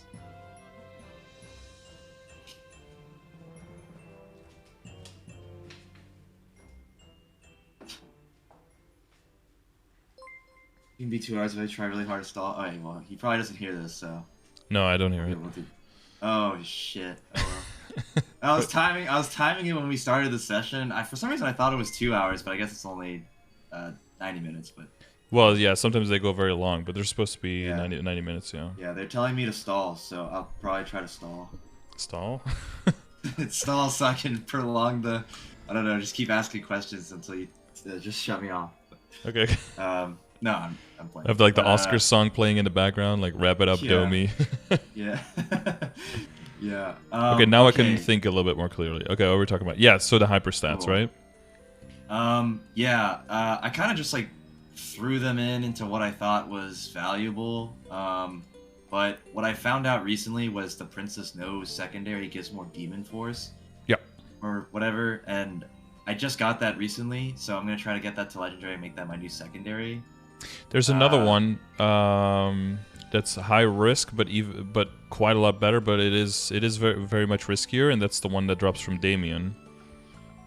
Oh, does it drop from normal, or? It can drop from normal as well, yes, but it's got a bad drop rate overall. The reason that I mention it is because the extra demon, what is it, Demon Fury? Is that what it's called? Oh, maybe it's Demon Fury. I don't remember. It's just DF. Demon Fury. You're right. Sorry. How much extra is it on the Princess No one? Is it like? So right now I'm using the Frozen Shield because I don't know. And the Princess No one, where is it? It gives plus 173 versus plus 100, so it gives an extra 73 Demon Fury. Right. If your current secondary was like kind of bad, I'd probably say like move into that, but it already has 2-line attack and a line of IED that you're kind of relying on right now. So I would, from an efficiency standpoint, I'd probably not go for the Princess No one. I'd probably give yourself some time to see if you could find one from Damien or from Hard Damien. To keep that as an option to move into if you want to, and you can always like play around with it, when it's clean. But basically, it's 10% extra final damage, but you take 25% more damage from everything that hits you. Whoa, that's sick. Yeah, I mean, that's pretty. Oh, that's what you meant by risky. Okay. Yeah, it's super. Force it. I was like, what did you mean by risky? Okay. Yeah, it's super risky. But yeah, it does end up giving you a lot of damage, but. You do have your iframes, and then your invulnerability. Eventually, people go for cooldown skip possible, so that both of your iframes, right? The what is it, Dark Metamorphosis and the Raven thing, that both of those have a good chance of skipping, so that you have a lot of iframes, and then Bane has like a big iframe in it. Yeah. That you get enough survivability out of that, and out of Mastama, and out of the Goddess Blessing, right? They all have some kind of forms of damage reduction. That with all of that, and with your lifesteal and everything, that you have enough to stay alive. And then, when it comes to min-maxing within your damage, that shield is going to hardcore come into play. And I think that moving into the Princess No right now would be what I usually refer to as a sideways upgrade, where technically it would be an upgrade, but I think it would be more costly than how much you're getting for it. And I think it would make more sense to rely a little bit more on the current one you have, and then see if you can just skip the Princess Snow and then make the jump right for the Demon Aegis if you do end up getting that, and if you feel comfortable using it, right? If you do end up not feeling comfortable using it, and you just want the more guaranteed extra Demon Fury and the extra damage, and you just decide to go for the Princess Snow, then that's 100% your call. But I would postpone that initial upgrade. Okay. Yeah. So I guess like regarding the other, or I guess just like for the hyperstat upgrade, like I know you played Demon Avenger, so I think they just used health, but is HP percent instead of DF. Yeah. I could probably ask this in the Demon Slayer like Discord, but I was just wondering if you thought like these, like what I have invested in the hyperstat is good. Like I am never sure if the damage percent is ever good, but I have 10 in it right now, and then like for Demon Fury I have the 10, but I don't know if it's even worth having 200 Demon Fury. So I was just wondering what your opinion was on allocating the. When it comes to Demon Fury, I think it could depend on if you're mobbing or bossing. Maybe that could make a difference. So mainly with hyperstat, you would make 2 presets, one for mobbing, one for bossing. In the past, you kind of just had to get everything to like level 7, 8, 9, 10, right? The big 5, which for you is not critical rate, but then you add DF into it instead. But like the big 5 is basically where you throw your levels in, and ID is probably on the lower end because of how much ID you have built in. Now that's not to say that because we're relying heavily right now on ID lines in your weapon and your secondary, the secondary is probably going to stay, but the weapon you probably want to get rid of that IED. You could happen into it back on your emblem, but you probably want to get rid of the ID on your weapon. So we'll need other ways to punch to fill that gap. So that's probably going to be through familiars and through getting your superior set completed, but also a little bit in your hyperstats can definitely help to because comparatively now getting your ID from like level 6 to level 9 or something is going to be very cheap, but it's going to net you very good results when you're bossing. The main difference is between mobbing and bossing is that you don't go into boss damage and ID at all when you're on the mobbing setup, and instead you scroll down and you go into arcane power if you need it, and otherwise you go into damage to normal monsters, which is a new stat they added, and you go into EXP extra when you're mobbing. And then when you're bossing, those two basically just get transposed over to IED and boss damage. That's the main setup. So the baseline is like get enough crit rate to hit 100% for you. That's very quickly. For DF and TF and PP mana, that one it's just as much as you feel that you need. It's very possible in the beginning you just leveled it up because you were like more is better, and now you're getting to the point where you get way more character control and you're like, okay, my DF like never goes below like 120. Doesn't make any sense to have this much. You could try to just completely full reset it and just see how you do and see if there's a lot of situations where you end up with low. I think most people probably keep it at like level 5 or something because the first 5 levels are basically free, right? If you go pretty far. Yeah. But it still functionally gives you, I think 50, right? It goes from it gives you 10, I think, every time. Yeah.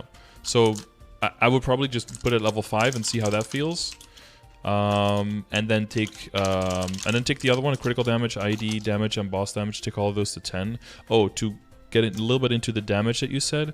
Damage in the past did have the diminishing returns, but was always worth it. But now is even more worth it because of the change to the reboot passive, right? Comparatively, boss damage and damage have gotten more value. That's why the link skills with damage are more important.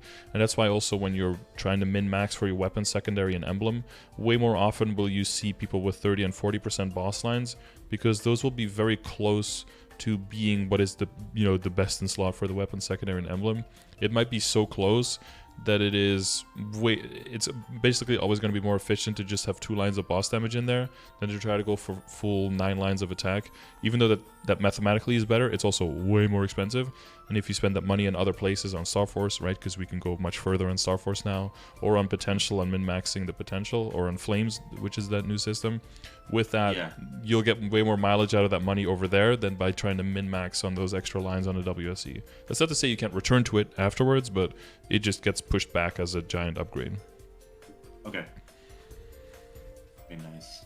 Yeah. Even with the Princess Snow, I have my DF at level 7 for that extra Fury, and I never have Fury problems. Okay, yeah. So maybe 5 is a little bit low, and then you add 1 more level, but Yeah, the further you go, once you go past 10, it gets really, really expensive, right? So if you put 5 and then the other one's a 10, and then you're like, okay, I still need a little bit more, you can just take it back up to like 7 or 8, right? And then it'll still be relatively cheap. Okay, yeah, cool. I can probably just do some testing out, test it with some lengthy bosses like Helix and see if I need it or whatever.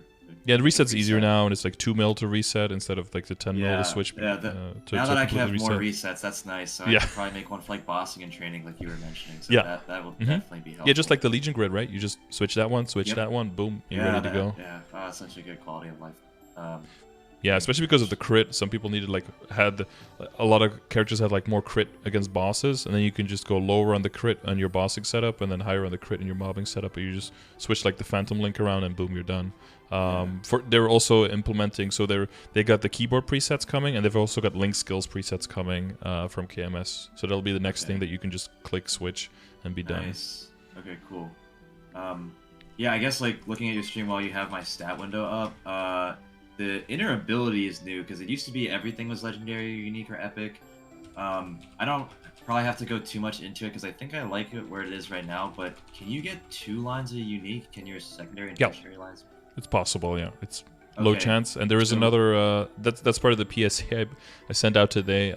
We are currently waiting for the last KMS change that has been announced on inner ability, which is that the chance for epic and unique is going to go up. So I would 100% just stick with this for now.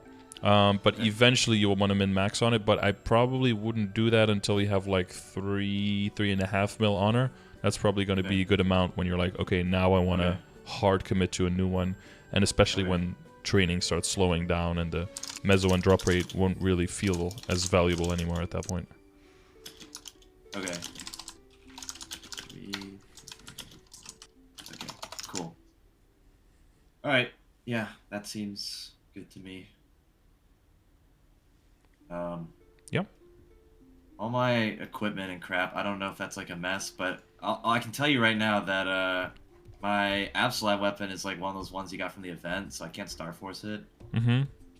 I see the 12. That's like I'm on my Cannoneer now, right? Like you see my weapon. Yeah. So what one do you think this is? Yeah. So Hell yeah. I mean, the flame is the only thing. Like if you get a good flame on it, it'll carry through for a while. Yeah. And then you don't have to worry about it too much. Right. And you can probably hold on to it all the way until hard lucid, hard will, and then just work on earning your arcane and then switch from this into arcane. Is probably going to be doable. There's going to be a bit more pressure on your other pieces, specifically in terms of star forcing, but I think that is doable and can help you skip a full Abzo and going through all the trouble of upgrading that. Okay, yeah. I mean, I know we're kind of short on time, but you know, one thing we can kind of lay out the path. Okay. Yeah. Yeah, because just like one of the things, like, okay, rolling over my. Yeah, sorry. Go for it. No, you're good. So just other things that I was kind of concerned about in terms of progression was, you know, I'm like one of the old players, so I have, you know, 3 tyrants. Is it even worth for me to swap out the cape and the shoes for Absolab? Because I did do Damien and Lotus, and I'm getting like the weeklies done to get the coins to get the cape and the boots, but I wasn't sure if I should do that or play the super long game. And then I don't really know how Lucid coin or like the butterfly coins or whatever, I don't know how they work. I just know you have to kill Lucid. But do you think it's just worth skipping over the Absolab cape and shoes and just going straight into arcane? Yeah, so the thing is that what people usually stick with these days is they go full 17 Abzo, and then you work on the Star Force on everything else, and you get damage out of the other pieces so that you don't invest too much into Abzo because you want to move into Arcane as fast as possible from there, so you don't want to over-invest in the Abzo. If you could compare 17-star Abzo pieces to your Tyrant pieces, they're much worse. I think a 17-star Cape maybe has like 35 attack or something. Like it's kind of a joke. You're saying the Absolab is worse? Yeah. Okay. Then a 10-star Tyrant, yeah, by a lot. So to compare it, basically, like in difficulty, if you had like a 12-star Tyrant, that would probably be on par with like a 22-star Abzo. Okay. And those last stars do a lot for the Abzo pieces. So the main thing you're going to be missing out is the set bonus, but you've got good kit and a good Legion already that can counter that. So I think the one thing I would mainly do is try to settle into your current pieces. probably just skip Abzo, honestly. You've got some pre-made stuff for transfer hammering, right? Yeah. I'll probably just pause that and just leave that. Work more on the pieces that you have, specifically dictate more progress on the pieces that we'll talk about, and then just eyes on Arcane Gear. So for Arcane Gear, it's similar to Abzo, where you have two separate shops. You have a Lucid shop, you have a Will shop, and then you can. They both have weapons, but then they have their own pieces. For Will, you typically only get the shoulder there, and then for the Lucid shop, you get the shoe, the glove, and the cape. And then you can get the weapon from either one. So, if you do the bosses around the same time, typically you get it from Will, right? Otherwise you have, because the weapon is double the value, so otherwise you have like 5 pieces worth in Lucid Shop and 1 piece worth only in Will. But if you've already been doing Lucid for a long time and it takes you a while to get to Will, then you might actually end up getting the weapon from the Lucid Shop, and then, it'll work out that you're roughly equally done with both. The set bonuses are changing in the upcoming update, where they're not going to be as top heavy, like with Abzo, where all of the boss damage is on the end of Abzo. Yeah. So you might actually get part of the Abzo already with the pieces that you have, which makes it even less valuable to go into full Abzo. So I think you could just totally pause that. Okay, cool, yeah.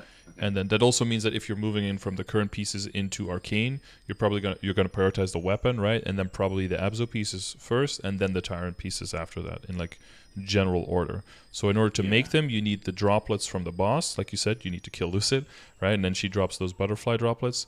And then you also have the area droplets that drop from killing monsters, or that can be sometimes purchased in the event shop. If you haven't yet, the current Black Bean shop has droplets in it that you can buy.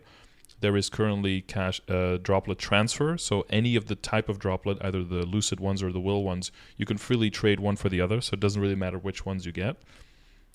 Lucid and Will, I'm not talking about the boss droplets, but the ones from the areas, right? The ones in the areas around the Lucid. They're like green or something. I think I had like... Yeah, one is like a greenish sparkle and the other one purplish sparkle. I have like 30 Arcane River drop. I don't know how many you need for a coin, so I hope that's a lot. 9 for one coin. 9 for one coin, and how many coins do you need typically for like... An armor is 12 pieces, and a weapon is 24 pieces. So 108 total droplets for one armor, and 216 for a weapon. And that's already a heavy reduction of where it was. Jesus Christ! So like, oh my God! If I'm to give you an overview, in the beginning, it was 10 coins for one droplet. It was 24 for a weapon, and then it was 16 for all the armors. And the droplet drop rate was a lot lower than now. It didn't drop in as many areas as now. And that was basically the only way to get it, except for the like 1 in a million chance if you killed either Hard Lucid or Hard Will, and that was it. So since then, they changed the droplets down to 9. They changed the cost of coins from 16 from the armors down to 12. They added the the arcane drops. They added them to Chaos Gloom, to Chaos to Hard Dark now, to Varishilla, and to the Black Mage. They gave them higher drop rate from those bosses. They added the droplets to more areas. They increased the droplet drop rate, and they added the droplet exchange. And then the next step that's not yet coming, I think, that we have to wait 6 months for, is that instead of the armors and the weapons, we will get an armor box or a weapon box, so you can pick which one you want from that box if you get it. Okay. So in as hard as you think it is now, we're at like the best possible point in the last year since Arcane Gear came out, and how achievable it is. It's been, and also they added them to event shops, right? Which wasn't the thing in the past. So they're infinitely more achievable now, and this is why I'm even mentioning it. Because if you add this session with me like a year and a half or 2 years ago, I would say forget Arcane. Maybe you get an Arcane weapon in like a year and a half, but for now, just focus on the stuff that you've been prepping for the Abzo Lab stuff. Try to get that to 21 and transfer it into 20 Abzo, and then maybe tap 20 to 21 Abzo, because you're sitting on Abzo forever, basically. That was going to be my advice then.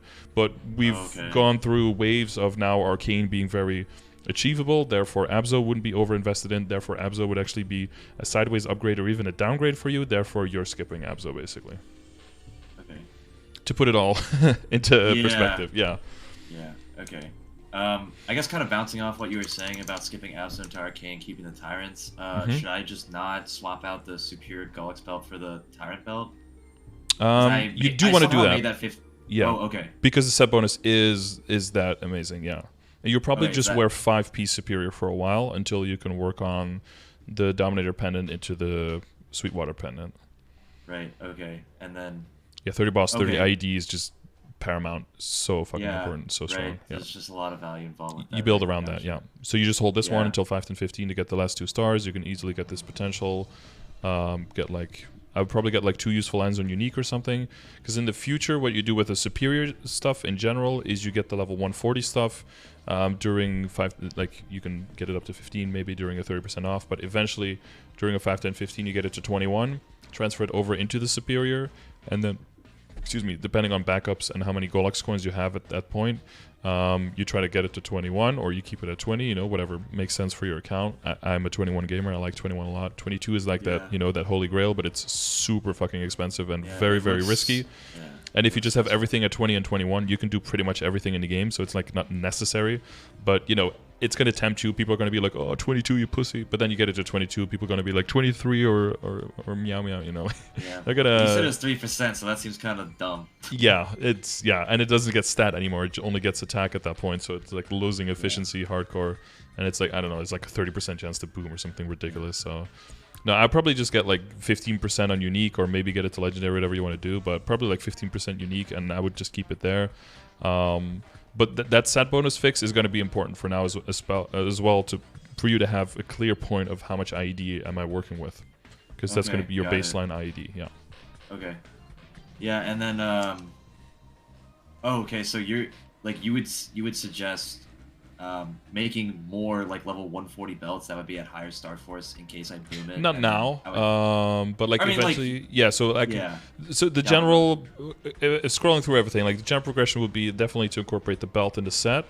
Probably get like flame wise, probably temporarily get like a better flame on your weapon. That's gonna be a high priority, and then the better flame on your shoe, because we're gonna hold on to that for a while, right? Yeah. And then probably just stay in flames, I guess. After that would probably be to try to get a better flame on your cup and your CRA stuff, to get that more in line with the flame score that you're looking for in the progression grid. And once you go through all the flames and the flame score, and well, we can touch on that a little bit, but once you get through that, oh, very nice flame on the superior earrings, by the way. So depending on how much money you have, it could be a good day to get some stuff to 15 now. But most of that stuff you'll probably have to safeguard, so that could end up going 2 ways. It could end up getting really lucky or really unlucky. Okay, general priority. So we're looking at star forcing, cubing, and flaming as 3 separate things, kind of, right? And that's going to be like the main ways that you're progressing. When it comes to flames, I think it's pretty straightforward. The only thing I think it's worth getting flames for is for your weapon and for something that you're trying to transpose, and that's like the only thing that's like bottlenecking you, is that you have the Dominator pendant or you have the Papulatus mark. You want to be able to transpose it onto the Sweetwater pendant or onto the Sweetwater monocle, respectively. And there's nothing else for you to upgrade on, because everything else is like pretty expensive and high risk. That's the only time I would consider buying flames. Other than that, you just have a general order of flaming things. And you just, whenever you're doing weekly bosses or you have leftover coins from an event shop, something like that, that's the order in which you flame things. But other than that, you're not really brute forcing anything. And the follow-up of that is, if you do get flames and there's nothing you're terribly working on, typically I tend to let the flames trickle down into another character. Maybe the one that I eventually want to get to 210 for the level 3 link skill, or something that wants to become a bossing mule, or something that's 140 that I want to get to 200, but you know, it needs a little bit of funding to get there. That's usually what I do with my flames in general, right? So general order is high level items to low level items, and flame advantage over flame disadvantage. And if you look through the video, you'll see all of that.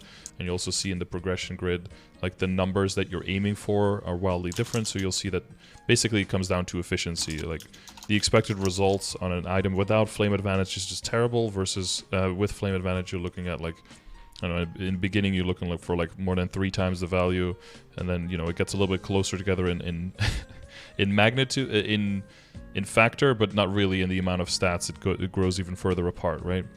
So you want to get best bang for your buck, basically. And then within the levels, it's going to be your weapon first by far, because of the type of flames you can get on your weapon, because you can get weapon attack. Well, attack power it's called now, right? Or magic attack flames.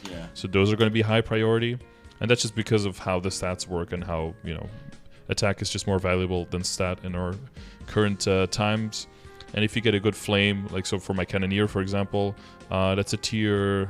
I think this is a tier 5 attack, if I'm not mistaken. Yeah, tier 5 weapon attack, I think. But with a tier 6 boss damage. So boss damage is always... the tier is always half, and it goes up to 7 on an Eternal Flame and up to 6 on a Powerful Flame. So that's the highest possible outcome for boss damage, 12%. That's really nice.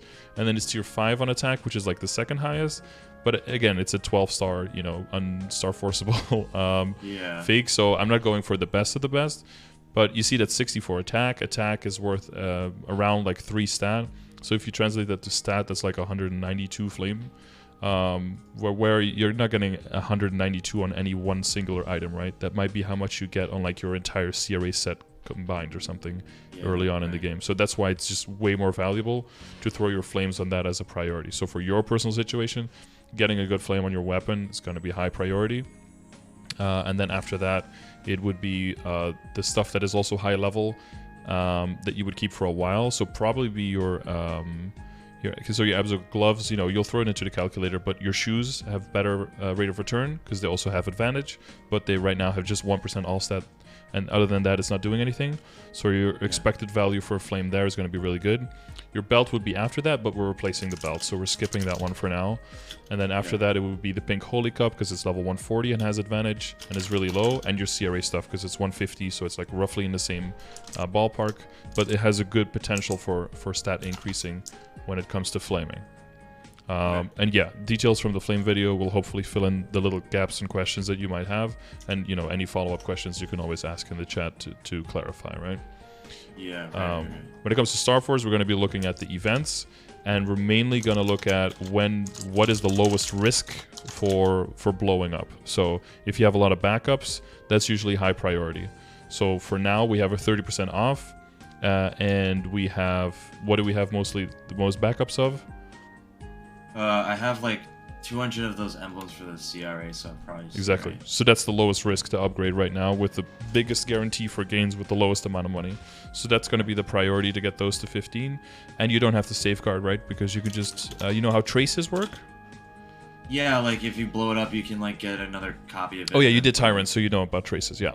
Oh yeah. Well, Tyrants go to 0, right? But other items they stay at 12. More depressing. Yeah. Oh yeah. Wait on, so expensive. Oh, yeah. God. I probably spent like 20 bill on all 3 Tyrants together, and now it's not even a thing, so it makes me even more sad than I had as a little side note, I had a theory that because if you look at the world map, right, and we talked about the new areas, because we knew that we were going back to Grandis, I had like a theory that the new equips that were coming back were going to be like superior type again, and everyone was like, "Oh no!" Everyone was like, "No, please." Yeah, 50 mil Star Force again. Oh god. Yeah, starting with a 50-50, 3 months to replace. I'll donate you $20 if you're right down the road. No, so they announced some level 250 gear, but I think it's gonna work differently, but it's not going to be actual superior, but it's going to be level 250 pieces. And you have to get pieces that drop from the boss, but they're just going to be transferable. I don't know. It's the initial plans we heard was that if people clear a boss weekly with a party of 6, they get all their etc. drops, funnel them all into one person, they would have to clear the boss for 6 months for one person to have enough pieces to be able to buy one piece of equipment. That was like the initial reports that they had. So they're already tweaking that because people heard that and were like, "What the fuck? You can't do this to us." You played for like 5 years, right, or something like. For an entire, and it would have top and bottom again. So it would be a top, bottom, shoulder, hat. You know, you would want to get all of those. So you basically like 5-piece with the Genesis weapon. Oh, I didn't mention Genesis weapon is also a lucky weapon, so it can attach to any set that has a weapon in the set as well for the set bonus. Oh. So you'd go like top, bottom, shoulder, hat. You probably go for hat as well, right? You go for full set at that point. So if you want to get like 7 pieces, it's like 6 month per for 6 people in a party. So it's like, yeah, that'd be like 12 years to get the whole party like a set. People are gonna have kids, or I don't know, who knows. Yeah, like continue the legacy. Hey, I was saying that people are gonna leave like their MapleStory accounts in their will to their kids, like keep playing my account. This is gonna be like, that's gonna be the thing, the memento you pass on to in your family tree is, hey, I need you to level up to 370. Yeah, get me to 375 plus complete what was it called? Ethereum set or something? Yeah. No, okay, wait, how did I like get to that point? Talking about the shoulder, the flames. Oh, Star Force, yeah. So it's going to come down to where you have the lowest risk of being left with nothing, right? So it's CRA by far, and then it's probably going to be the Abzo stuff because it's the highest level stuff. But you're basically in the situation where if you have enough money, you basically, if it can get past 15, you get it to 15, right? And then getting it to 15 is basically the admission fee of being able to play with the 15 plus boys. You wait for a 5, 10, 15, 100% event. That makes it 100% chance to succeed from 5 to 6, from 10 to 11, and from 15 to 16. It used to be 5, 10, 12 event, right? That's how you got yours to 13. I just remember. Yeah. Yep. So they moved that to a 5, 10, 15 event instead of a 5, 10, 12. So now 15 to 16 is guaranteed, and then you just have to safeguard to 16 to 17. For that last star, and then at 17 is where a lot of people sit with their stuff. That's why I mentioned 17 star Abzo before. Sorry, that probably wasn't clear in the reference. Oh yeah. No, I could kind of put that together, but Yep. so I guess kind of just to cut you off really quick. So you would say just to get to 15 stars with the event today, and then wait patiently for another event to get to 16. Yeah, well, the get your money back 5, and then 10, go to 15. 7. Yeah, 5, 10, 15 event, and then go to 17 with that. Yeah. Okay, so there's like equips like Absolab. I don't have many backups for that. So you want to safeguard that, yeah. Safeguard eliminates the chance to boom all the way up until 17. That's why 17 is that sweet spot. Okay, so but also safeguard from 13 to 15. Would you suggest that? 12 plus, yeah. Well, you're probably gonna fail. Oh, So okay. as soon as you pass 12, there's some chance to boom, and it starts with like Right, 0.6, but 0.6% happens like 50% of the time, right? Like it's gonna happen. Yeah. And you have to do the weeklies. There's no longer dailies. You have to do the weeklies to get the backups and Yeah. everything. It's a whole problem. So Yeah. that's why I would do hate this. CRA first, because it's more guaranteed and you don't have to safeguard, so it's going to be cheaper and you just like fly through it. They also sped up the animation of star forcing by like 80%. I do like that.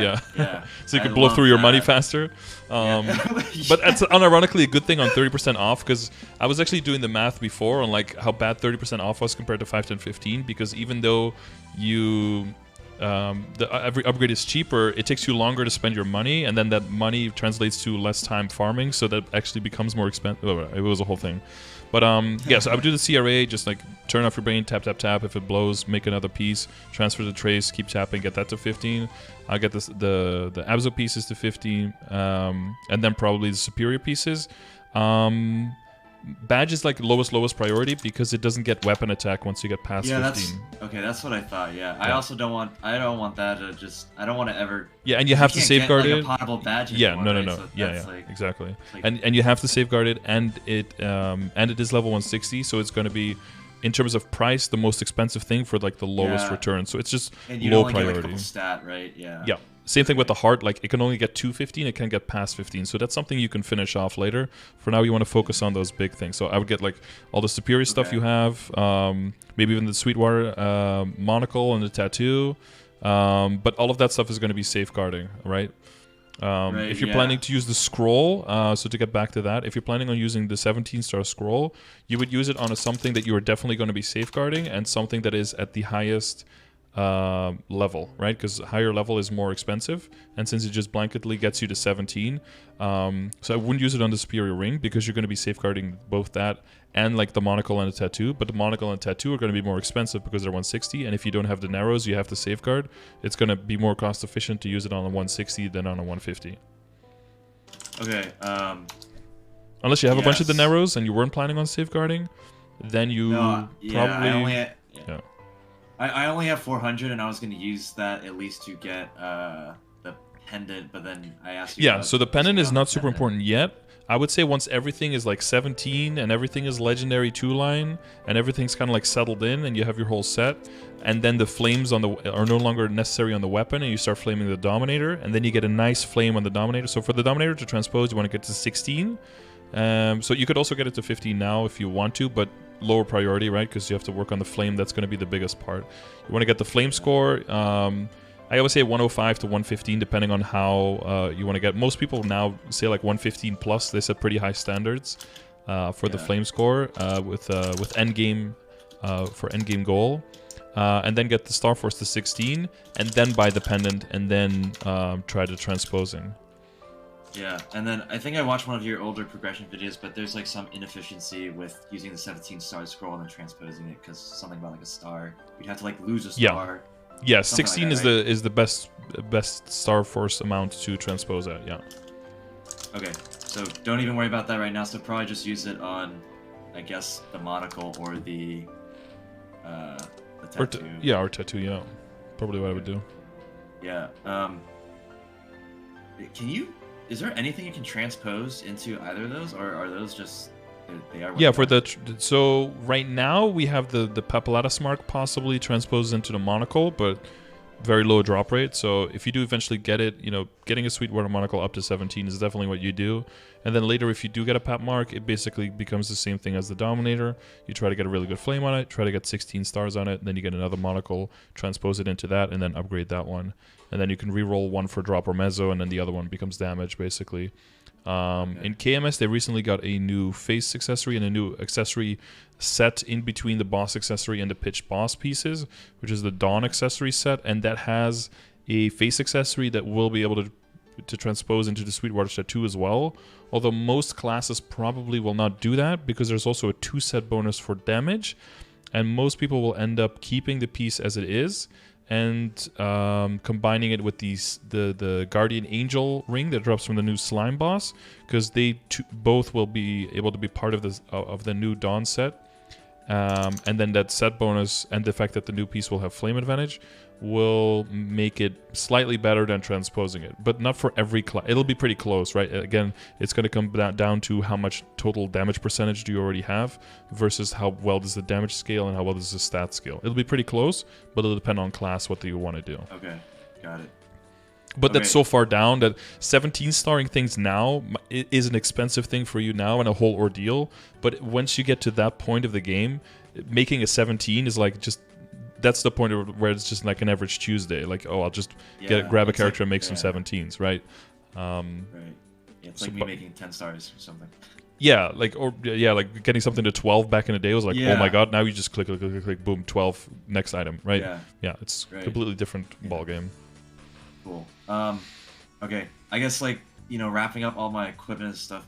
I hope there's nothing else I'm missing. But so for my weapon, because I know you were talking about everything like getting to 17 star, moving into arcane, keeping the tyrants. But my weapon, being a fake, stupid Absolab weapon, and I can't star force it. Do you think it's even worth making a new weapon and getting that to 17 star, or is it just better to focus on trying to get the weapon first for arcane and then getting that to whatever? So getting an Abso weapon will definitely empower you more to be able to do things solo. I think the thing that will be better for you will be to work on your nodes and fix that situation. Do your arcane dailies and get your stat from that, and work on all the other pieces together and kind of like take a little bit of pressure off the weapon. I would just do the flame. Definitely get a good flame on it. You can very easily, I don't know what a tier 6 is off the top of my head. I think it's like 87 attack or something like that. If you get that, that'll be a huge buff, and then that'll just sit like that, and then you just take a bit more pressure on everything else until you can get the arcane weapon, and then you just go super ham on the arcane weapon. Like you get it to 17, you get really good legendary potential on it, and you get a crazy flame on it, and it's going to be huge. Yeah, I actually just sent you a screenshot because I did change the flame from whatever it is on that picture to this. I don't know what tier or the score is, but it has attack powers, so I think that's good. It's probably tier 5. So yeah, we can do like an example real quick. So if you check !flames, and if you go through the video, it'll all be clear. But you basically have the score calculator, so you can we can do one together. So we need the item level, which is 160. So here's the weapon flame tier, right? So that's the one we're looking at. Yeah. So weapon level 160, 199, and then we need the base attack. Where's the picture? Oh, here is 197. So we enter that because basically the tiers of the weapon are a percentage of the base, depending on the level. So that's why this progression grid doesn't have like all those numbers, because it would just every single weapon has a different attack, so it would be all over the place. It'd be like hundreds of numbers. So you could see the tier. Oh, it would be 70, 79 would be the tier. Yeah. So you see 60. So you see here, that's a tier 5. So that's the second highest possible on a powerful flame if you use that. So then you can reference that back to here. And you can see where we're at now is ideally you want a tier 5 plus, moving into a tier 5 plus or a tier 6. So plus indicates, the plus signifies percentage boss damage, percentage all stat, or a combination of those things. You don't have those things, but you do have 61 strength, which is a little bit of that, right? So basically, strength is about, depending on your level, is about a 4-to-1, 3-to-1. So this is like somewhere between 15 and 20 attack worth. So if you add that to this, you're at like 75 to 80 attack, which, what do you know? That's basically a tier 6. So that plus is enough to sweeten the deal that you're actually really close to a tier 6 with the attack. That's how you want to look at the flame, basically. And then that gets you in to be like good enough. It's definitely not an endgame thing, but it's also not an endgame weapon. So for this, it's probably good enough. Good enough, and then I can replace it and look okay, because yeah, because we want eyes towards. Okay. Yeah, it just. I hear you talking about it sometimes, and I have to take Advil every time you talk about flames, because I'm like, dude, is he in calculus or is it MapleStory? Like, I don't know what the hell he's talking about. Yeah, so the thing with flames is that how damage works in the game, it's a constant balancing act of all of the sources of damage, right? Let's say that you were very much in the beginning of the game. You don't have any potentials yet, right? You have like a few 3 and 6% lines, and that's it. If you were to flame an item and you got like a 6% all stat in the flame, comparatively, that's really, really valuable because you have no percentages yet, right? So it's a really big chunk of the amount of percentage stat that you have. Yeah. Whereas if you're very late into the game and you have like 700% stat in your account and you roll like a 4% flame on an item, 4% is not bad, but if you could choose 4% or like 40 stat or 50 stat, that multiplies with that 700, that 50 stat might actually become more valuable.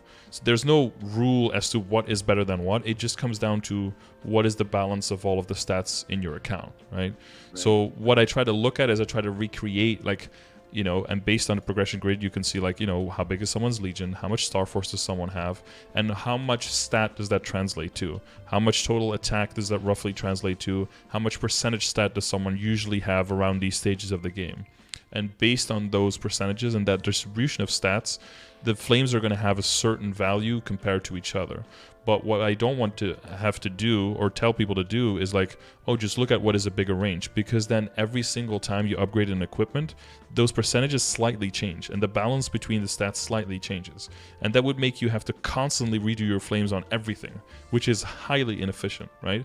So as long as you know which stats you're roughly moving towards and how valuable the flame on your item is roughly going to be, you can have more peace of mind of being future-proof on the upgrade and kind of like let it rest and focus on the other stuff with the, you know, the peace of mind that eventually it'll fall into its place and it'll be optimized for where you're going, even if it isn't necessarily optimized for where you are right now.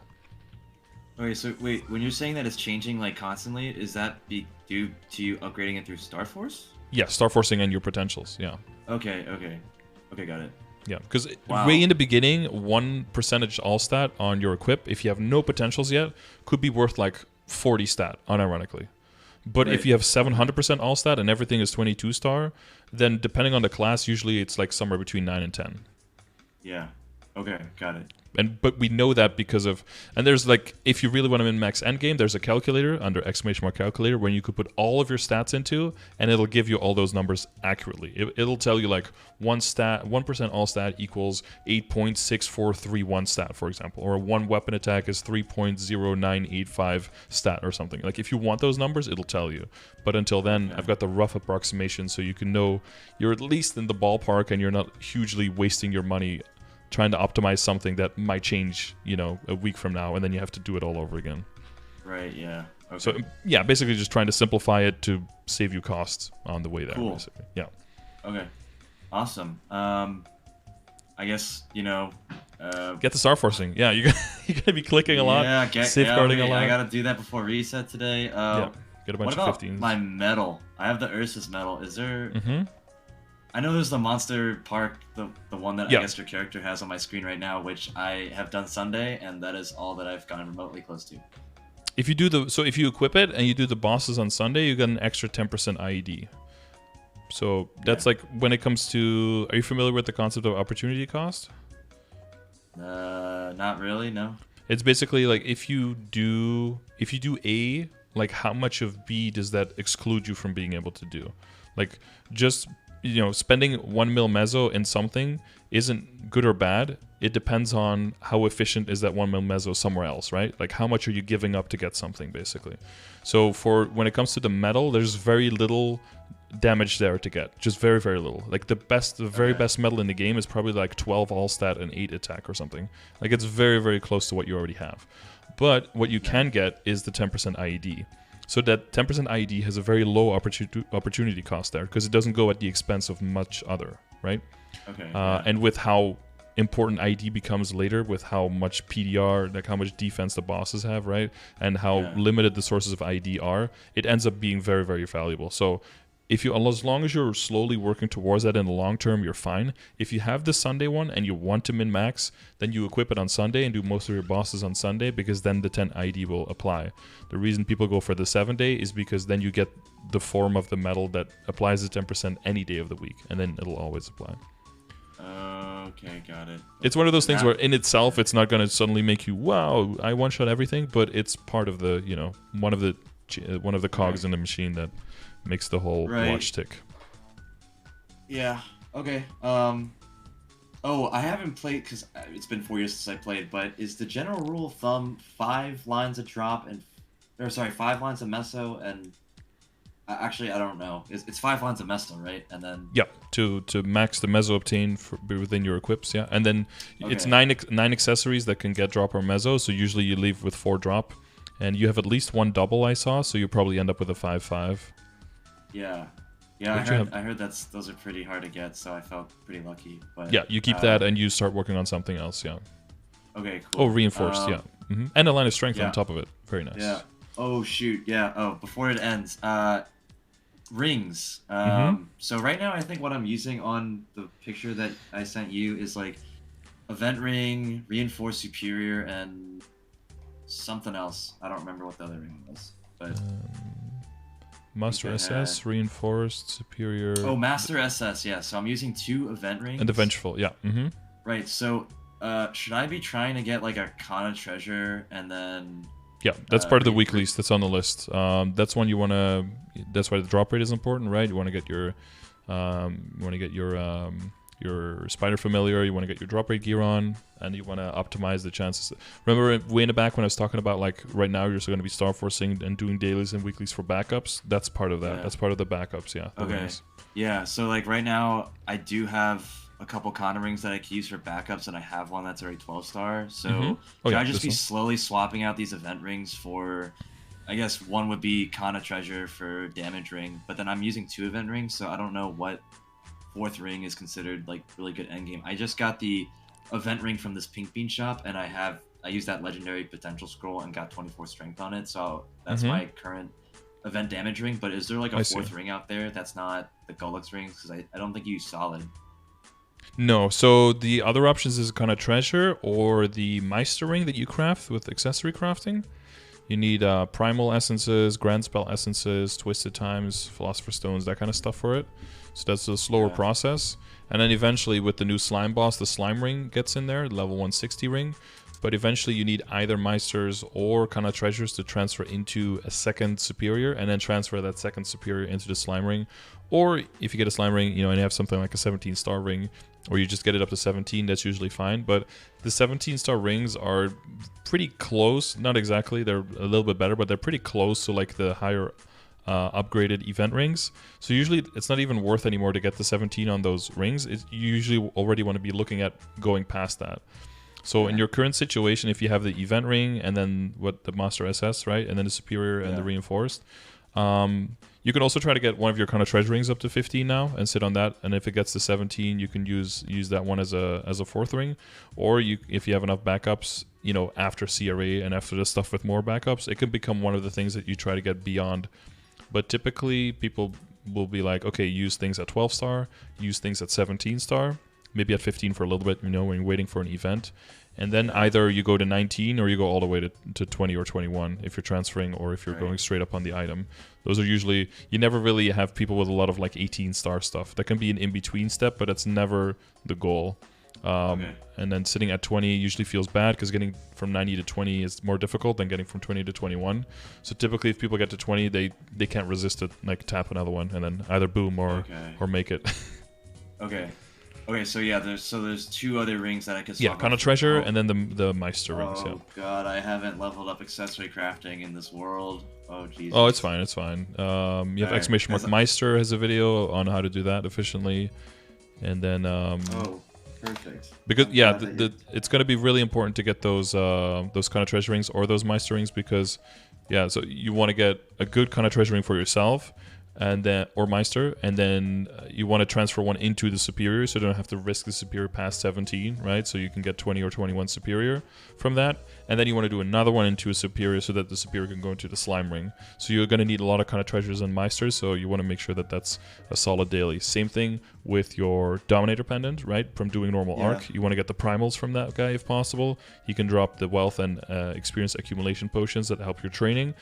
And he can also drop the Dominators, which you need a Dominator to transpose into the Sweetwater. You want a Dominator at high Star Force to transfer Hammer into the Superior to make the jump past 20, right? So you don't need backups there. And then if you get very far for Varishilla and you want to get that as your second pendant, then you want to get a high Dominator into a Superior, into a Source of Suffering, and then to swap out the Sweetwater with that one later.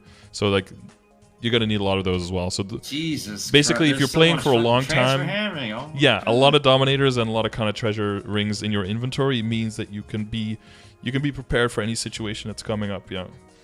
Okay, so then would you suggest like keeping the Kana treasure rings as backups for the one that I'm star forcing currently, or like star forcing those ones on their own and then using those for transfer, or is it just preference? Usually that depends on how good the potential already is on the Gollux ring, on the Superior, right? Okay.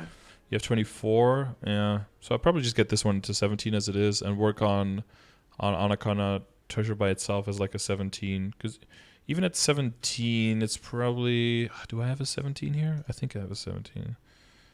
Yeah, it's going to be 63 stat and 18 attack. So the attack is a little bit lower than like the Master says, but the stat is considerably higher, so that is going to be an upgrade. And it does give you some flexibility for drop and meso rings if you want to move into higher drop, right? Because drop rate, meso obtain stacks at 100%, but drop rate stacks at 200%. So sometimes people go for a full drop set as well when they're bossing, because bosses don't drop meso anymore, right? They drop the crystals. So if you can go full drop rate and get more drop rate when you're bossing, you can end up with... more primals, more dominators, more kind of treasures, etc. And then you have more liberties to Star Force, which means you don't have to safeguard, which means on average you can save money that way. Yeah. When you're saying 200% drop rate, are you talking about just equipment items or the value you see in the stat window? Just equipment items. Yeah. So Oh, 10 got lines it. in potential. Yeah. Okay, cool. Time's up. Yeah, time has been we're over 2 hours now. I'm sorry. For that, you have exclamation mark drop rate that goes into details with that as well. There you go. Okay, cool. Yeah, a lot more reading, but hopefully with what everything we talked about now, and like the Meister video also goes very heavily into transfer hammer and the strategy behind that. But that's a pretty old video, so you want to get rid of the value of like the purpose of getting to 21 Abso with that, right? Because we talked about how far you go with all of that, so that's a little bit gone. So it's more emphasis in general on like what is transfer hammer possibly used for and how valuable is it. Drop rate goes into like the difference between meso drop rate, item drop rate, meso obtain, all that kind of stuff, the percentages, how it stacks, familiars, and how that all integrates with each other, and then links to familiars, and familiars link to that back because it's very heavily integrated. Yeah. Oh, 10 lines of drop, so you need a double drop accessory? At least one, yeah. Mm-hmm. Oh, okay, got it. Damn. If you want to get that, I mean, 180 is also really good. Okay, yeah. It's very close. That's what I'm rolling right now. So. Yeah, 180, and but then you add a familiar, and you add the drop rate coupon from Legion that stacks with familiar as well. You can get large drop rate familiar with 100%, so you go 100 and 200 and 50, so you're already at 350. You add in ability. You know. Yeah. I think my arc is like a 389 or something when I'm not wealthing. So could barely over 400. Oh my God, Jesus. Okay, that's a. Sky's the limit. Because that goes back into the soul shards, right? I mean, circle back to the dailies. Is if you do have a decent amount of drop rate and you're doing those dailies a lot, you get a lot more soul shards. Whenever there's a magnificent soul event, you have a better chance of getting a magnificent, so that when you get your Abso weapon, you have a good chance of hitting that 3% attack on that. Sorry, not the Abso, the arcane weapon. No, arcane, right? Yeah. Okay, cool. Yeah. Is there any piece or any upgrading form, or because I specifically didn't talk about potentials, because when it comes to your account and because it's an old account, like your potentials are by far superior to the Star Force and to the Flames, right? because those things were added later and improved later. Yeah. So comparatively, yes, your potential is like way beyond where you would expect it to be. It's not perfect, but that's good for some pieces because some pieces are eventually going to get transfer hammered over into, and then the potential gets re-rolled. So we don't want perfect potentials there because, you know, that'll just suck for the future. But something like your superior earring has a really nice flame already, but not so great potential, which is the combination you want. Because eventually you want to do Gollux a lot, you want to keep the reinforced earrings, you want to Star Force to reinforce the 21 with all the booms and all the traces that go with it, transfer it into the superior, keep the flame, redo the potential, and have a 20-star superior ring that keeps that flame. That's like a good place you want to be. And then, you know, if you end up with superior ring backups, you know, from the boss itself, and you are like, okay, I want to gamble 20 to 21, then you can try that and then, you know, hopefully succeed. Yeah. Okay. Yeah. Wow. Cool. Yeah, this is extremely informative, and there's way too much in this super basic. Yeah, you did say a rundown of 4 years, so there's there's a lot there. Yeah, funny enough, your video that you linked me with the Meister thing is like right when I quit. It was like summer of July 2018, which is when we made this video. So that's gonna be kind of funny to go. Yeah, that's when it was really heavy. Like, just steer into Abzo, just ignore that Arcane even exists. Don't get distracted by it. It's for 99% of the players, it's not even possible to even get a piece. To now, like, oh yeah, skip Abzo, go straight for Arcane. Like, that's basically the transition that you missed. Yeah. I am a little bit sad though that you mentioned primal essences, because I've been getting those from Arc, and I didn't even know that they were used for Meister rings, so I've been just kind of selling them for 10 mil. Ooh, yeah, 10 mil is like 10 mil is a lot of money and is nice to get, but if you could trade one back now for 10 mil, you do it in a heartbeat. It's one of those weird amounts. I sold my first ones as well. Yeah, I sold my first ones. I sold like 10 in the last month, and the V Matrix, oh god, I'm just on a bad streak. And today I'm gonna boom all my shit. We're in a valley, and we're gonna peak. We're gonna hockey stick out of this one. Okay.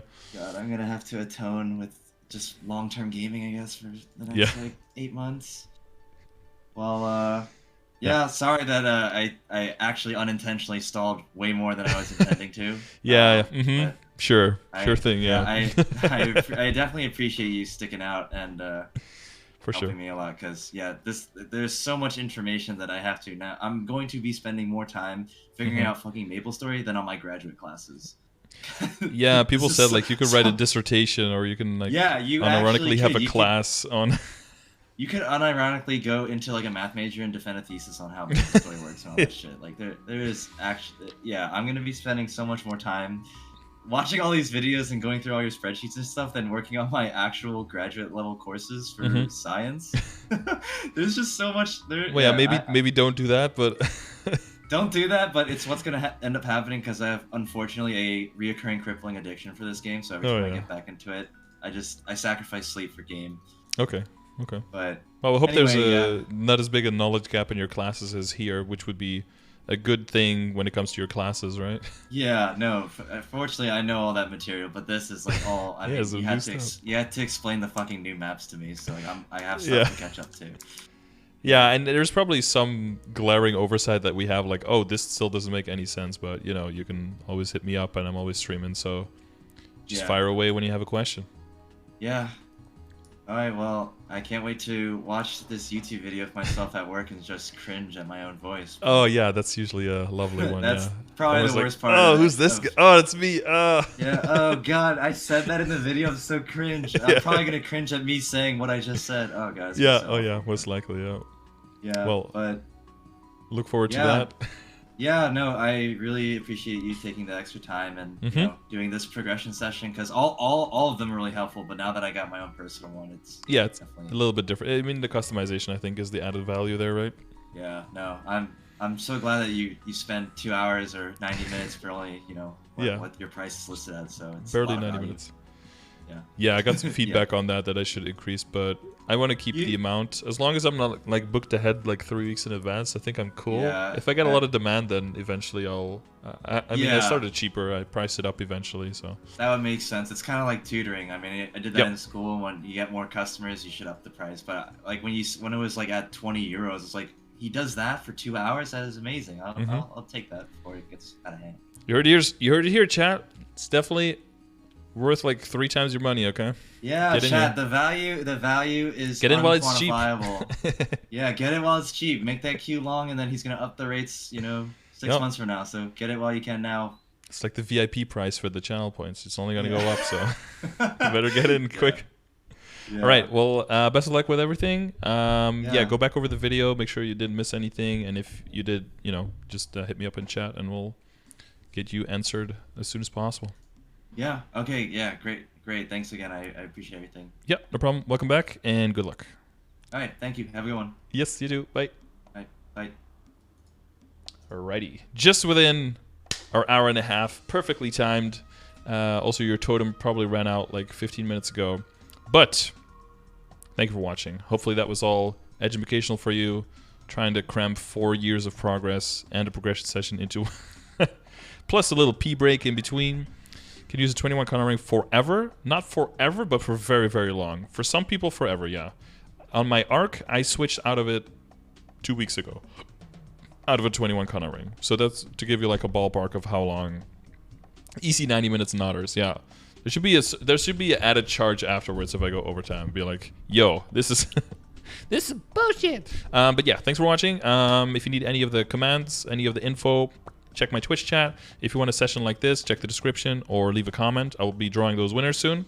2 lucky winners will be getting a free one. Not even at $20. Oh my god. I should price it at $100 so you feel even more valued when you win it. And yeah, hopefully you guys enjoyed the video and learned 1, 2, 3, or 4 new things. And I will see you in the next video. Thanks for watching.